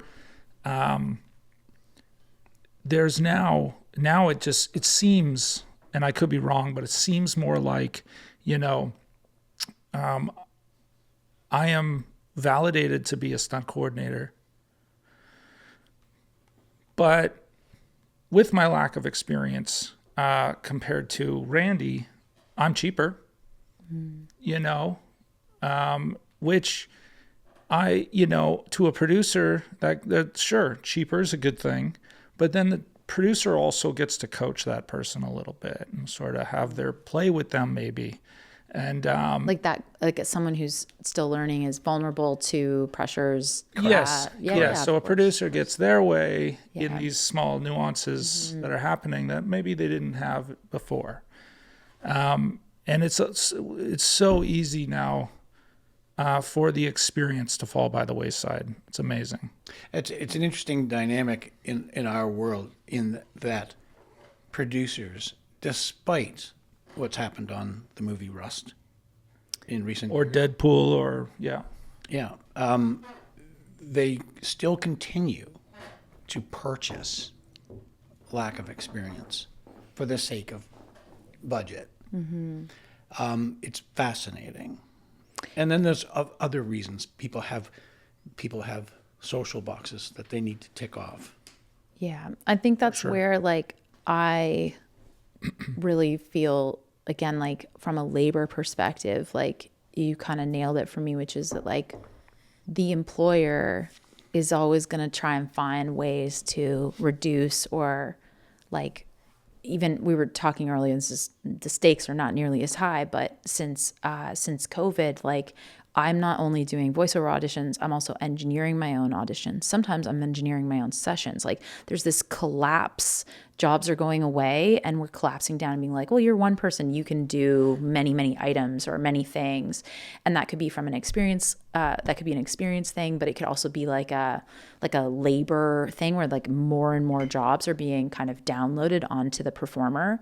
And I feel like that then in an industry like ours, where we're in competition with each other in some ways for jobs, not that the rest of the public isn't in competition with each other, but we're job to job to job to job in competition with each other. Right. That it can be easy to look at one another, and I'm not saying there aren't valid reasons why we do this, but it can be easy to look at one another and be like, well, it's your fault, or it's your fault. And it's also the employer. This is the grand plan of the employer all along, is to sort of keep us at each other while they go and sort of exploit somebody who's less experienced or do something like that. And I'm not saying that producers are bad people, or that they're out there to make sets unsafe or hire inexperienced, but not saying that at all. No. It's more to do with that's just a person as well. It has to do with money and being oh, well, how could we stretch this $1 a little bit further? And you can really see, and I can understand how that could start to get pretty freaky when you're talking about the stakes being as high as they are in the work that you guys do. Excuse me. It's not that I don't want to be paid properly. I want to be paid properly for my job. My job has not changed whatsoever. Just because the platform changed, I didn't do that. I had nothing to do with Netflix or YouTube.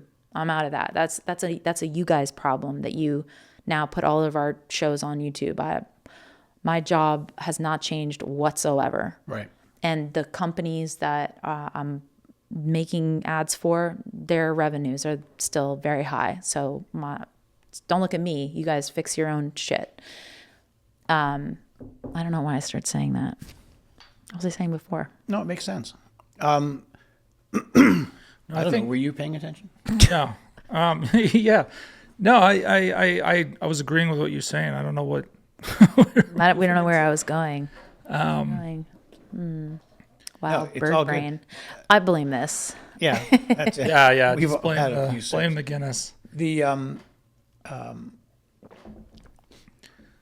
No, but I don't think we were blaming. Sorry, go ahead. no, No, nobody is. I'm saying I think that's what that's why union stuff like really interests me, because I think I see that in like I've gotten connected to some like unions that are totally outside of our sector, and I've just like watched it play out in all of these different ways. Like when we don't have the power to sort of like fix the lockout through like collective action, it can be like very easy to be like, you know, I could get frustrated with somebody, for example, who's like training a non-union actor.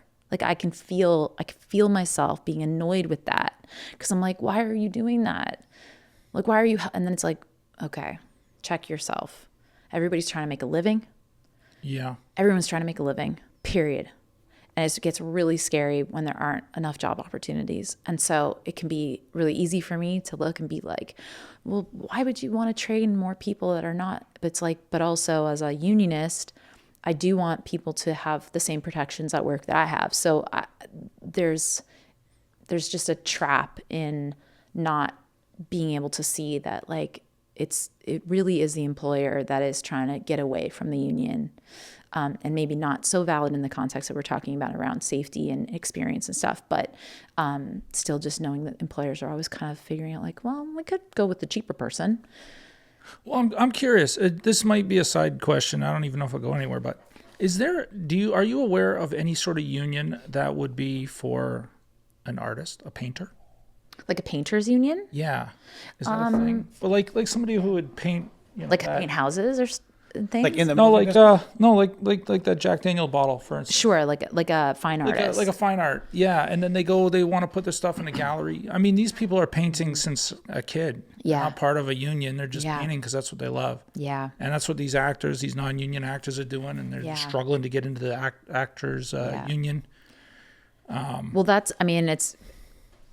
musician unions have really struggled to like organize around like a pay model that actually benefits the members. Like we're a rare and important bird, because film and television like could very easily just be dismissed as being like hobby work, right? Yeah, You followed a gray passion. line work, big time. I mean, I think it's a real job. I think these are real jobs. it's just my hobby. I tell people this is my number one side hustle. Yeah. You know, it's like it's the one thing Yeah. that's just killing it. Yeah, totally. It generates a lot of wealth for the province. Yeah. Huge no doubt. amounts of wealth for the province. No the doubt. GDP, all the jobs that are attached to film and television.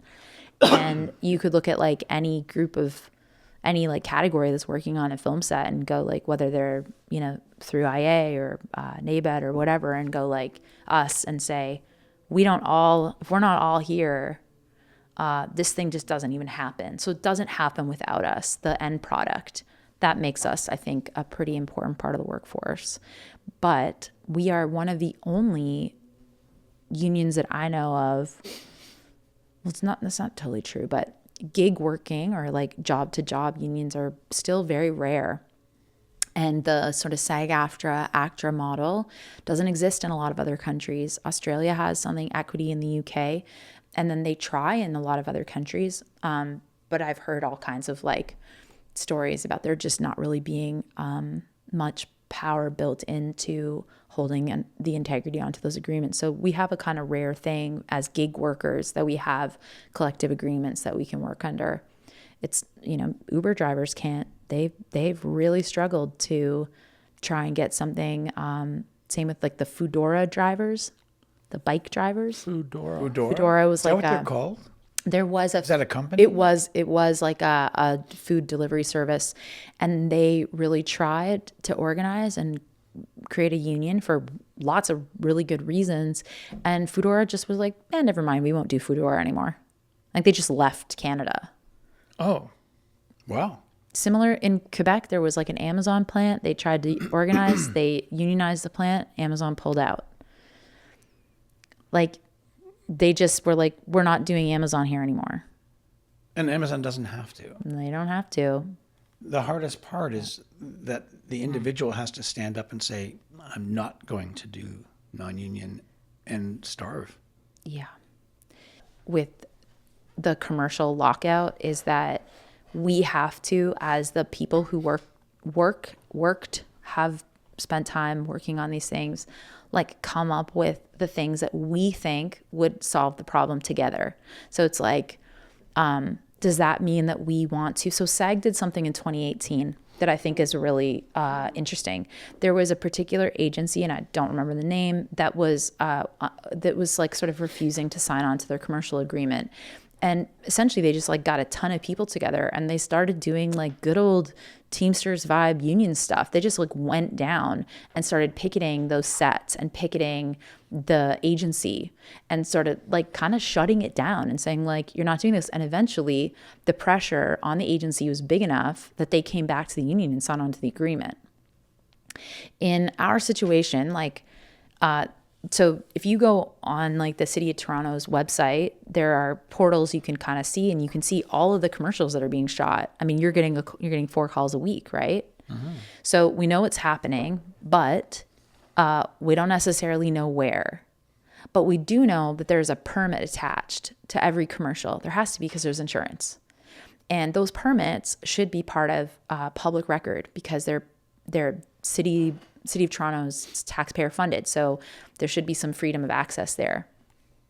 And my feeling and my knowledge is that like, if we are going to build ourselves like a union that is strong and able to withstand the contraction and the pressures from outside, kind of like budding outside industries that are eating into our territory, that we have to turn ourselves into an organizing union that would go out and kind of demand access to those permits and say like, those sets are attached to our collective agreement.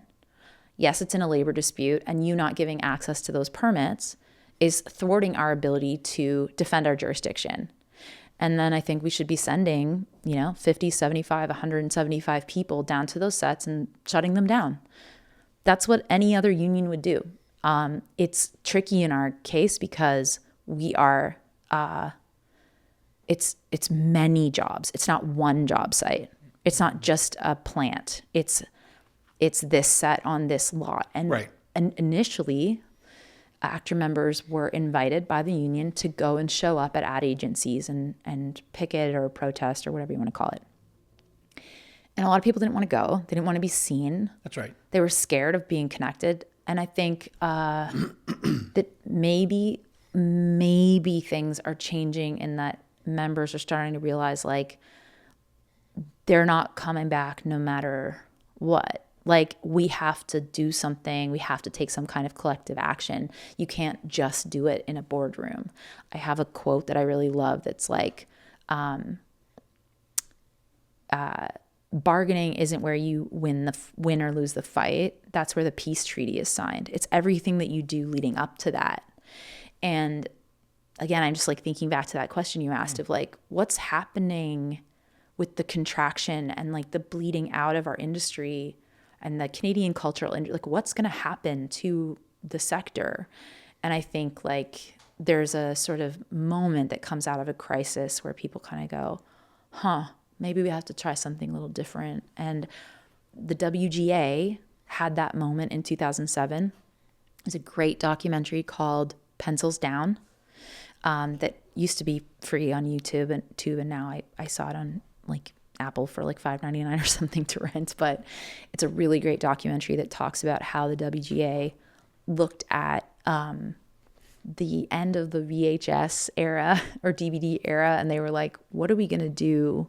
How are we going to keep, like, I don't know if it was residuals, or like, how are we going to maintain our fees if everything's going to the internet?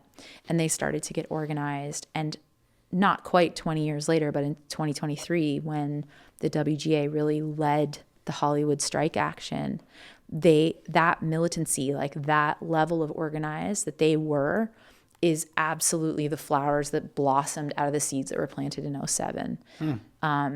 So I'm kind of like, I've been sort of mentored by the person that was the president there at the time.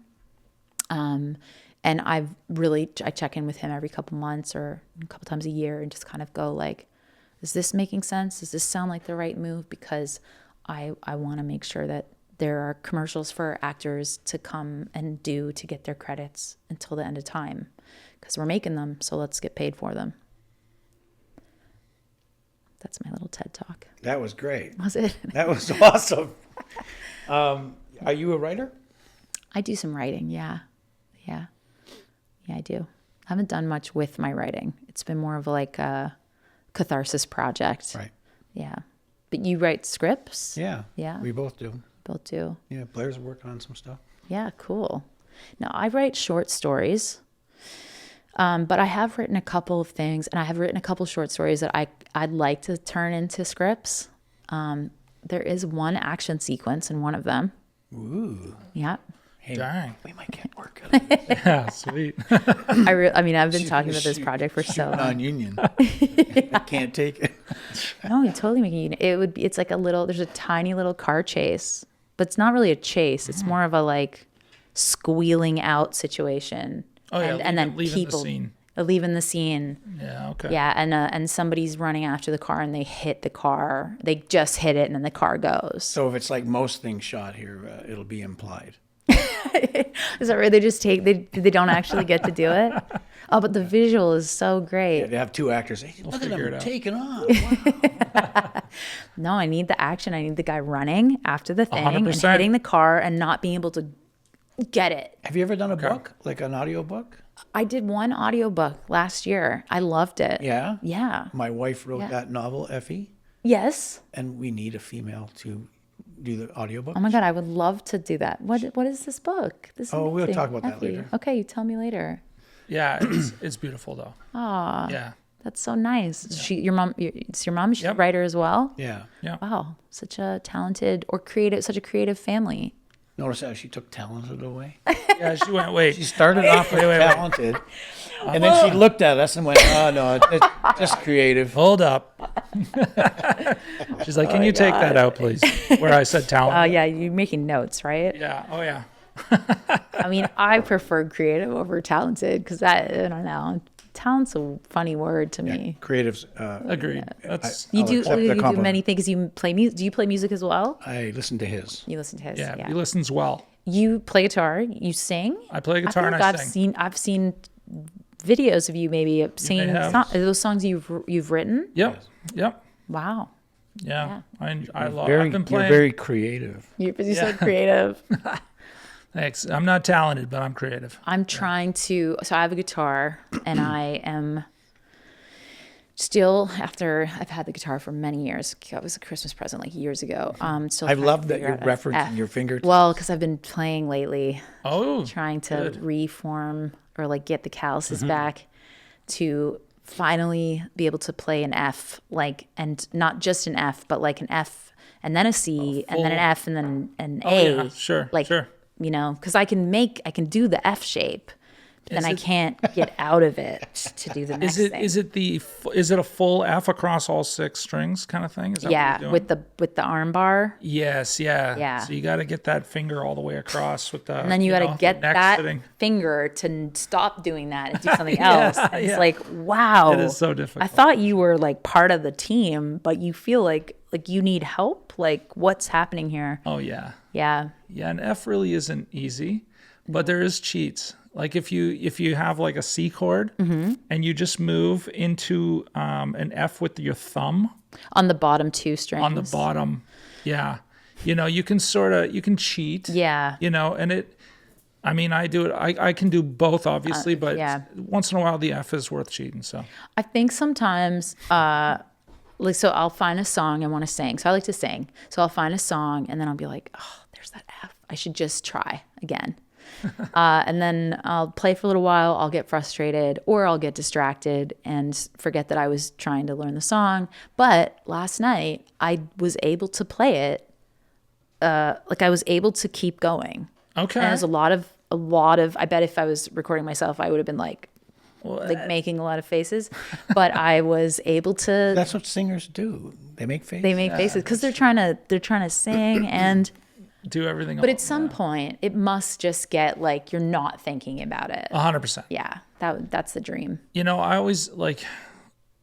always try to tell guys especially single guys, you want a girl, pick up the guitar, or anything. It's like the most beautiful thing. You're never alone in a way, right? You've always got something. That's so sweet. Yeah, that's true. Right? Yeah. The very first song I ever wrote was about having the blues when I've got nothing else, and no place else to go. That's right. You play like it's like is it blues you're playing?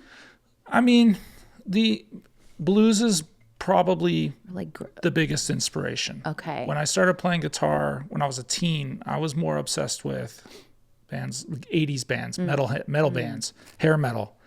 And so I thought you had to play fast for everything, when I realized that the inspiration for all these guys came from like the 40s, 50s, and 60s blues players and stuff. And then it led into Zeppelin and things like that. So I slowed down and just played things that were a little more complicated or complex Right. rather than speed. And whatever. And it kind of grew into the love for blues, which was like the epitome of music, right? Yeah. Cool. So I'm sure the blues come off. But I always tell people too that the reason I stuck with guitar was because when I started playing and everything was frustrating, I did take a guitar course in high school. And I had no choice at that point. So for the next 4 or 5 months, I had to play every chord or I was going to fail the class. It just was what it was. And by getting through that, chords became like less of an issue, and then everything else was just sort of butter after that. Wow. I do attribute that class to my reason for sticking with it. Wow. I think so. That you heard it here first, kids. Find a class. Find a and class. You gotta pass or fail. Like you gotta do it. Well, when you're a kid, your that's inspiration is so like true. you rather So be true. outside with your friends or Yeah. whatever. But And drink responsibly. yeah, right. Yeah. And drink responsibly. Please drink responsibly. Those are really fun things to record because you got, and then they're like, you can't hear what you're saying. Please drink responsibly. Please drink. Then you should go, please drink responsibly. Oh, and then you can very quickly get into your head of like, oh my God, I'm tongue tied and I can't not be tongue tied. And it gets very scary. I sound specifically drunk. I sound drunk. It's like playing the F. It's like playing the F, like it's not doing. I'm like, oh my God. Stands for frustration. And then you go and you like yawn and pretend that you're gonna like, oh, I'm just having you like slap yourself and get back in there. Actually, when I got here, this is so embarrassing.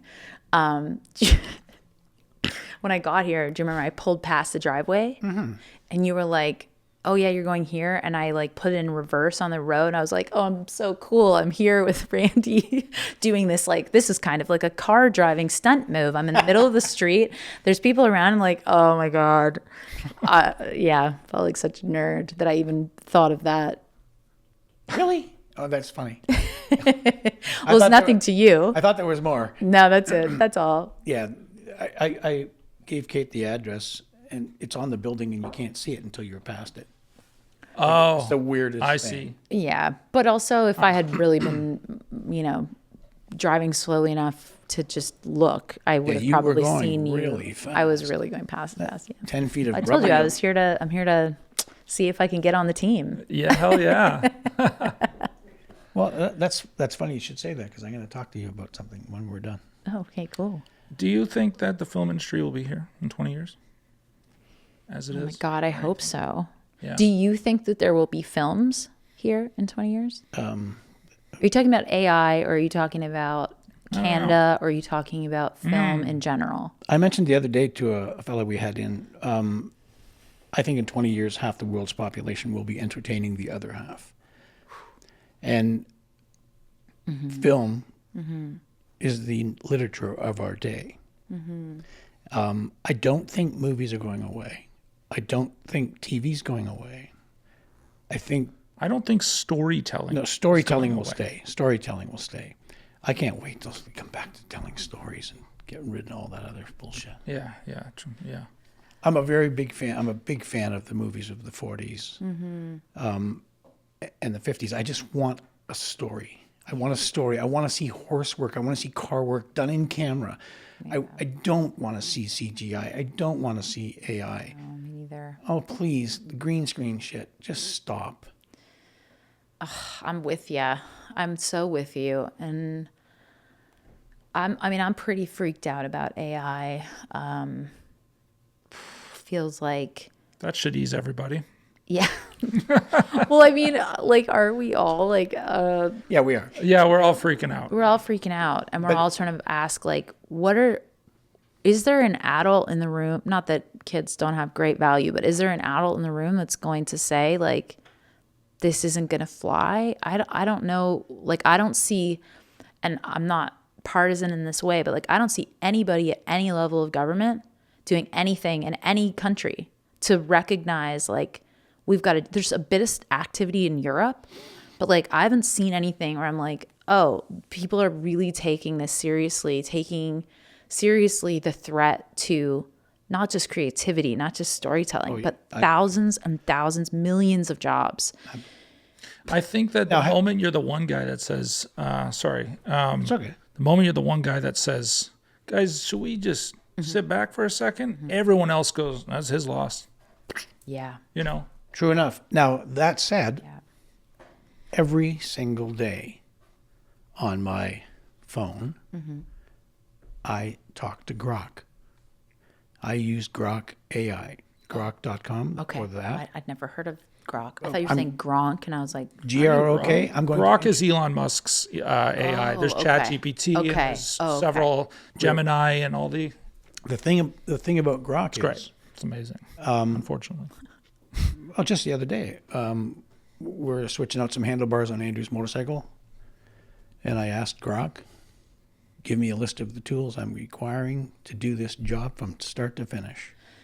yeah. You had to see the list. So I picked them. I know what has to happen. We work on these bikes all the time, but I just decided to ask Grok. It's amazing the answer I got. So, question: if you had Googled, we'll go back. This is a 3-part question. So, if you had Googled the same question, would you have gotten like the bikes? I don't know that answer. You don't know if a PDF would have shown up or something. I don't know that. I didn't try. It's a really good question, and when I'm done here today, I'm going to print it out and see what they say. Like, what I'm sort of wondering, and I read this article. I think it was in the New York Times. I'll send it to you. It was very interesting, but it was kind of like, is this actually solving a problem, or is it just moving a task from this place to this place? Like, is it really doing? I think it is definitely doing more stuff for us, but sometimes I don't use it a ton, but sometimes I'll ask the things. I'm like, oh my God, you actually have a book that says that, or that's a thing you could Google and you would get the answer for. And so I'm still sort of wondering, like, when it comes to some of these things, like, is this really helping me, or? Well, Yeah. What is Google if it's not artificial intelligence? Well, the thing is, though, is I Database? think when Google or Yahoo or whoever the first one was that was doing the search engine thing, I mean, there was some 80-year-old saying, yeah, but why? There's a library up the road. Yeah. Is that me? Well, I love the characterization. we'll cut that one out. No, maybe. That's fine. It's fine. No. But Yeah. I don't know. It's hard to tell where it's supposed to end. You know, Yes. like, although Grok or ChatGPT are just like their own version of something like a search engine, I gotta say, though I'm not a huge video gamer, there's some games that I absolutely love, and I'm looking forward to seeing what AI does with them, because it's gonna make the gaming A bunch of people's hearts just cracked listening to this. I know, it's fucking terrible. Now I gotta be honest. I might crack some more hearts here, but when I go watching movies nowadays, there's so little that I want to see because of, nothing is practical anymore and nothing wows you. They try so hard to wow you with all this big Iron Man flying and this and that. Yeah. But like, what's the wow factor when that same guy can give me that same experience in many different forms in every other movie? There's not really a suit with a guy in that thing flying gonna around blow on your wires. mind. Yeah, You've when seen I it. watch the extras or the bloopers, we watch some crazy stuff. That stuff is kind of going away. So then it comes back to the thing that you were just talking about, which is like, so what does wow you? It's a take on human experience through storytelling that will get you, whether it's some guy flying around in a crazy suit, Right. or whether it's just two people sitting across from a table talking to each other. Like, that's the thing that, like, I don't know if AI can do that. I don't think it can. I don't it's think it about can. emotion. Not yet.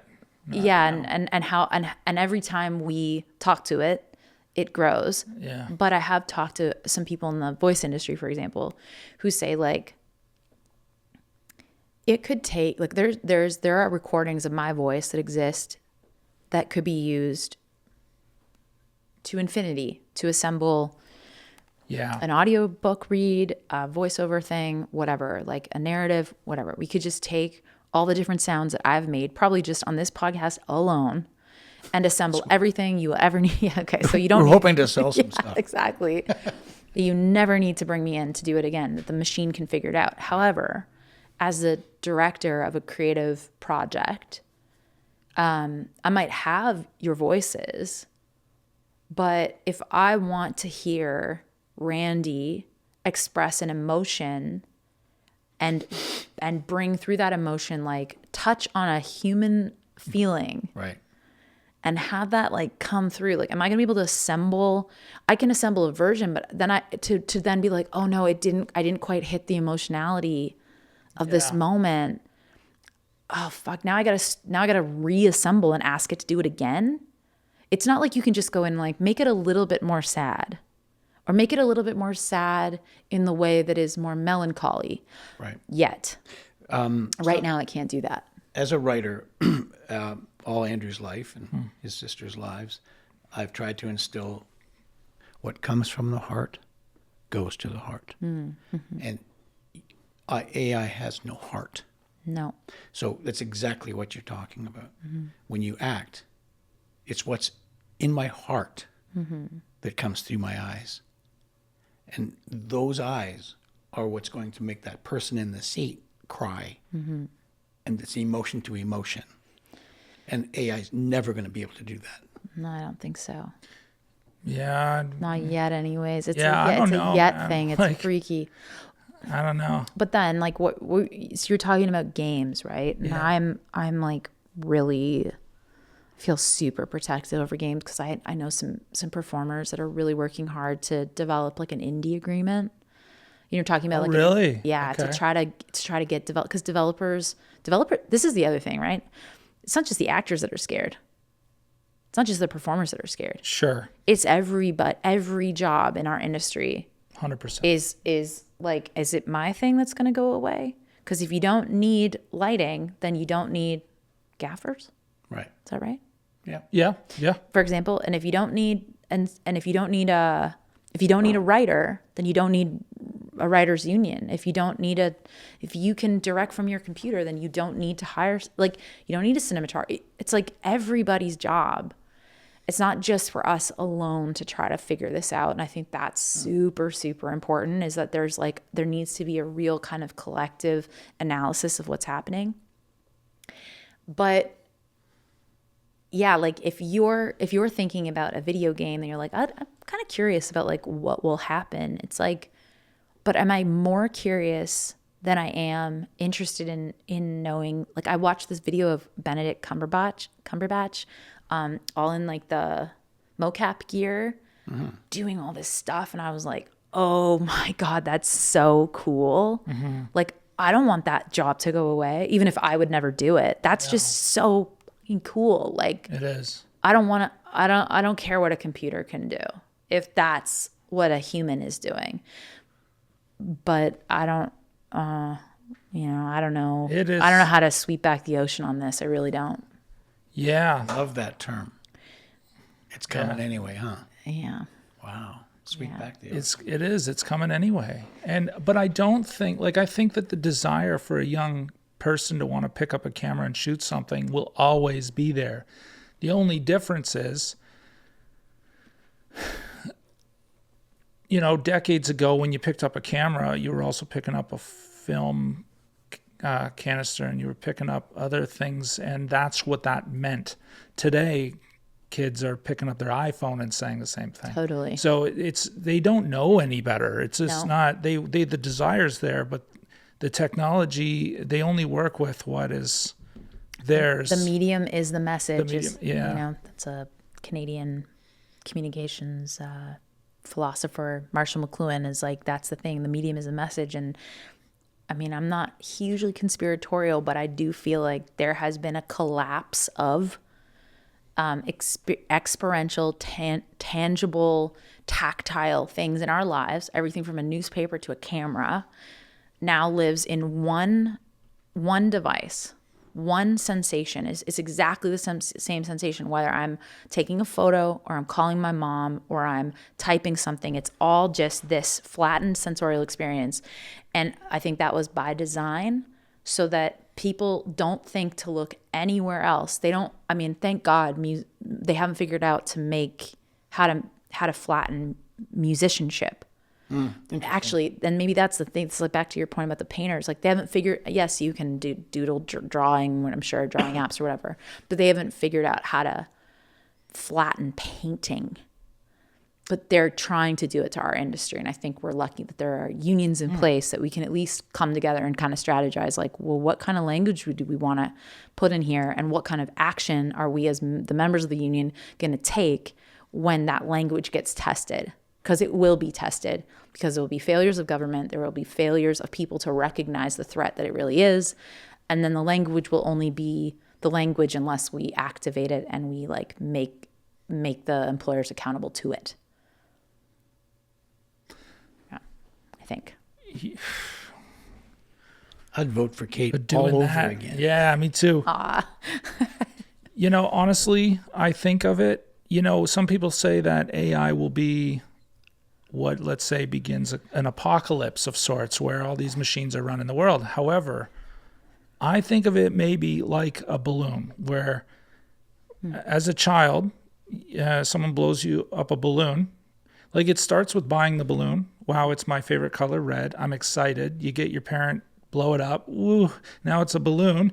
But then they put what is it? Helium? Helium in it, and it's flying, and you're holding on to it. Oh my God, wow! But the moment you let go, and the balloon flows away, you kind of go, well, that's not exciting anymore.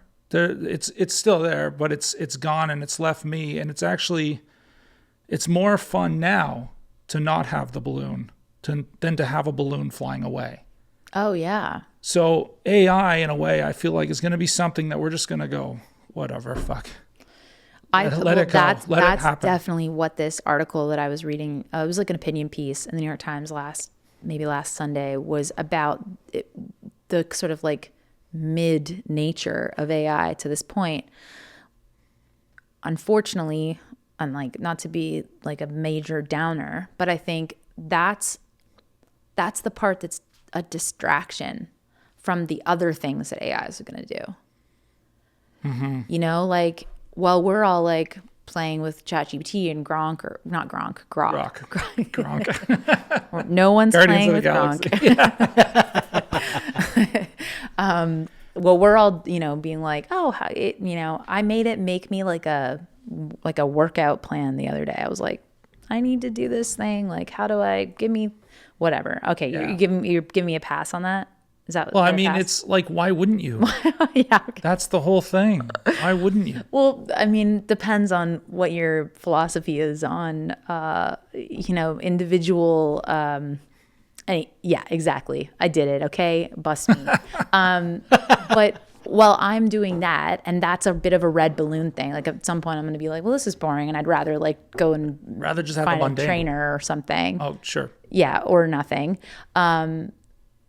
AI is going to be used and applied to do things that I don't even know about.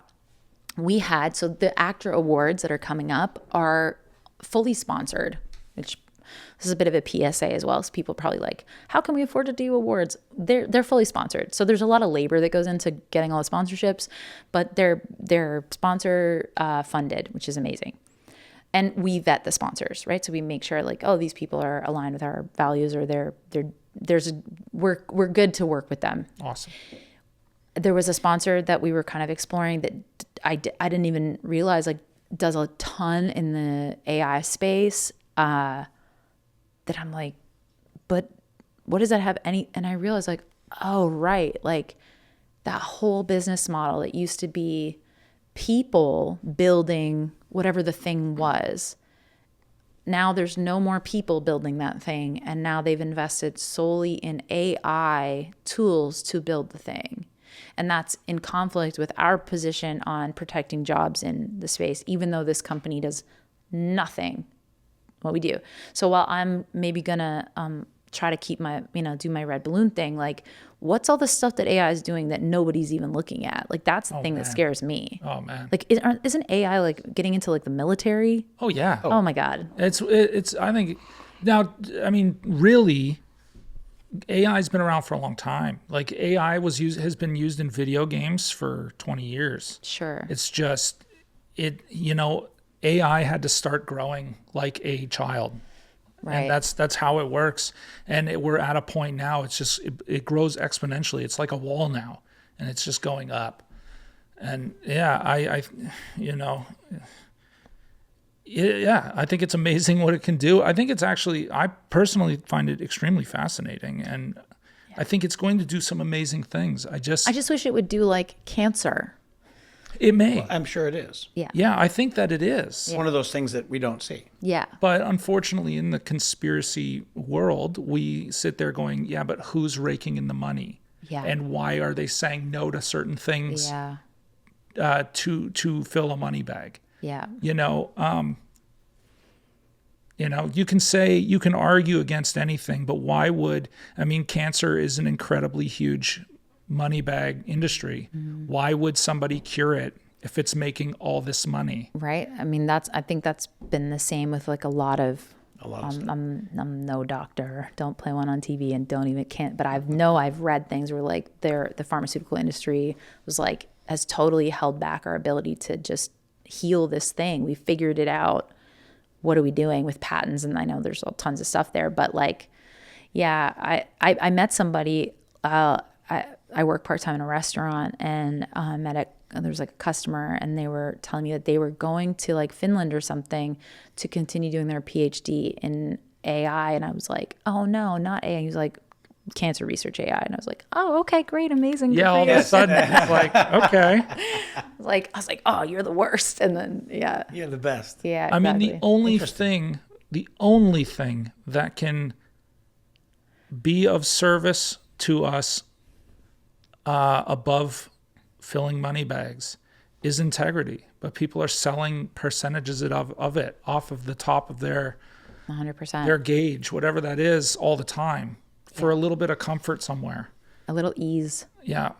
And an ease that then turns you into a bit of a like Wall-E blob, I think. Yeah. That scene in Wall-E when Yeah. Have you ever seen Wall-E? it's so good. It's about I was just going to go along that I knew what you meant. Well, I knew you know what I'm talking about, right? Oh yeah, I went and saw it Yeah. in theaters. I think I was by myself. That's such a good No.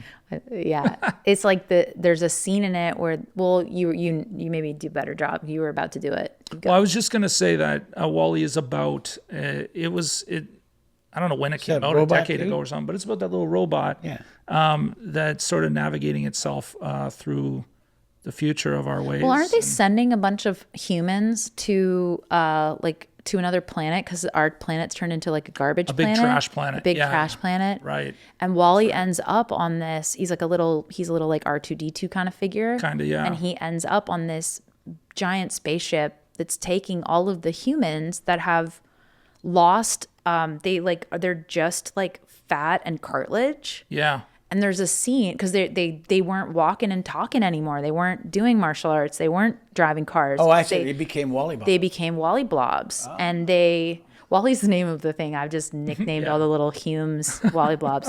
Because there's a scene where they're on these little like lounge seats and they've got their Yeah, I like sort of sippy remember. cups and the plane goes whoop and they all slip off their chairs and they're just worm bodies. I think too much AI contact is going to turn us into Wally Blobs. Yeah. Yeah. We are. What a hot take. Oh my God. Oh, that's amazing. Yeah. Yeah. That's where we're headed. There's a book I read last year or 2 years ago called Clara and the Sun about a time not so far in the future where families were sort of faced with a decision about whether or not to put a chip into their kids' brains. Mm-hmm. And some of the families decided not to do this. And so they were like, those kids were really held back. Like they couldn't do the schooling at the pace. So then they fall off the pace and they're just like, they become like these like peasant-y families because their kid didn't keep up. But of course, the technology was eroding in the brains of the kids that had been chipped. And so in order to like keep the kid company and also like help these kids survive because they couldn't maybe like walk or the chip was affecting their physical bodies. They got them all these like little robot friends to live with them and do little tasks for them. And this little robot that the girl gets in the movie is called Clara, and she has to be charged every day in the sun. And over a period of time, her battery starts to go, and eventually she like goes out into this like meadow, and the sun can no longer power her. Like all the technology that was put into creating this little thing, like just like it becomes obsolete. There is no upgrade they can get. There's no new hardware they can get. And in the book, like you look out at the field and there's all these dead Claras that are now just like trash. And there is no upgrade chip. Like it's like it was a real kind of meditation on like, sorry, are we making things better? Are we just creating more problems for ourselves and potentially harming our health? And like who really is behind and who's ahead? And it was pretty apocalyptic and turns out like not that far from reality. I mean, that's what they're doing. Yeah. It was They're so trying freaky. to change genetics alone, and they're also trying to add these chips. Yeah, in many different ways and fashions. Yeah, scary stuff. It is, yeah. Yeah. Wow. Should we talk about something fun? Anybody want another? Yeah, I'll take another Guinness. Can I go to the washroom? Is this course. the time No. to do that?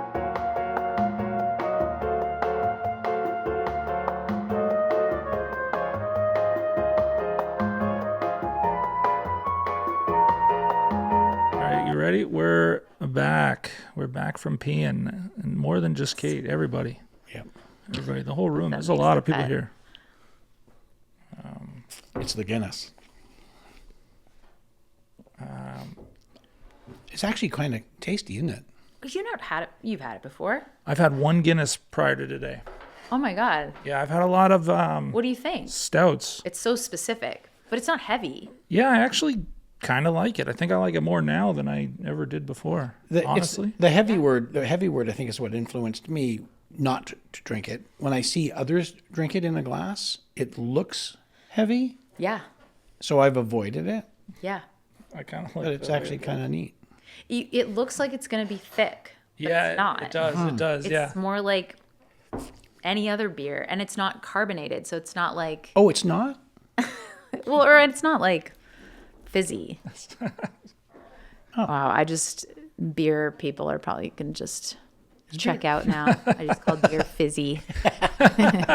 Guinness fizzy. Guinness. Yeah. Unfortunately, Guinness has an army behind them, so. I don't know when I became a fan, but I was like, oh, this is not heavy. I would rather drink this than a stout. Actually, it is a lot less heavy than I expected. Way less heavy. I will be expecting Guinness to call. That's right. We've got Guinness, we've got Harley, we've got Jack Daniels. Oh, so good. Please drink responsibly. Gibson guitar. All day. All right. So So this has been an education. this has been awesome. I've had a really good time. I hope so. I've watched a few episodes and listened to a few episodes. I feel like you always have people on like really fun stories. I don't know how fun my stories were. Your stories are fun. Okay, thanks. Need that validation. Sweeping You back seem like the a ocean. fun person. I'm like I'm you got the fun thank vibes. you. Yeah, I fun don't know. vibes. Yeah, no, I had a great time. This was awesome, and I just love people. I like learning about.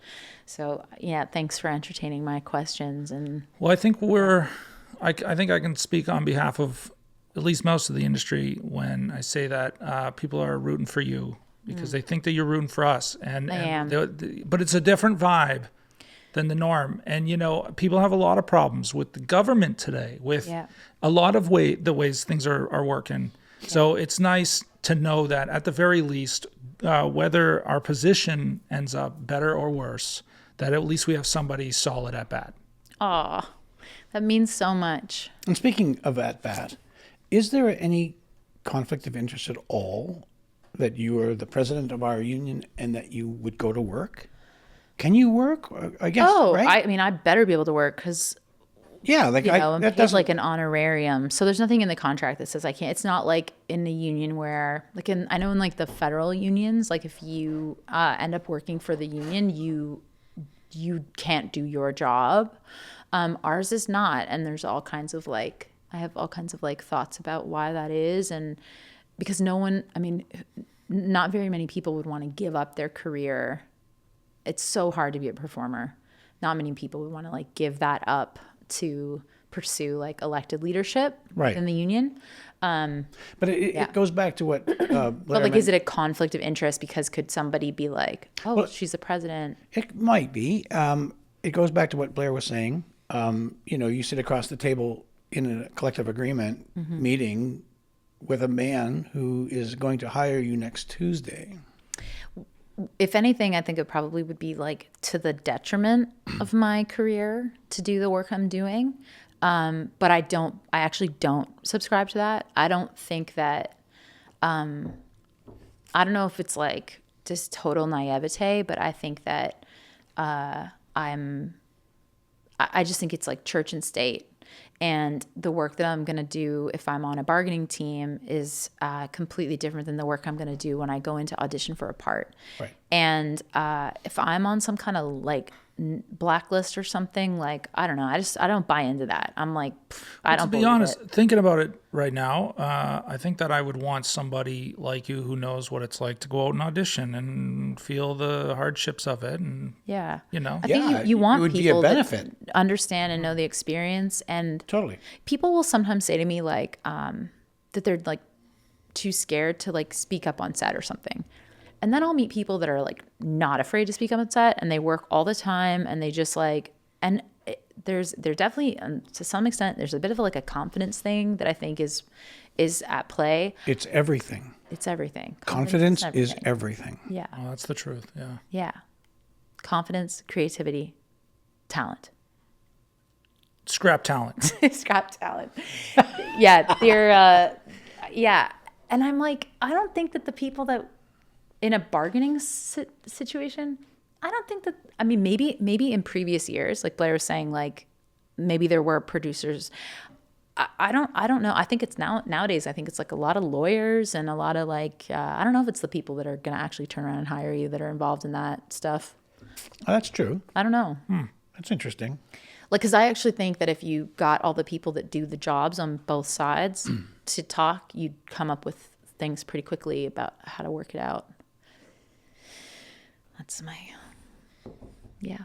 But I'm like I'm honored when I hear people say like they feel excited or they feel hopeful or they feel seen. Like it really matters to me because I think there are so few ways, times, places in our lives where we feel like we have autonomy or we have a say or we feel like we can be part of like a democratic process that has integrity. And like a union, which is like linked to the things that we do. Maybe we don't get to do it every day, but it's definitely like the vocation we're chasing is like your work every day.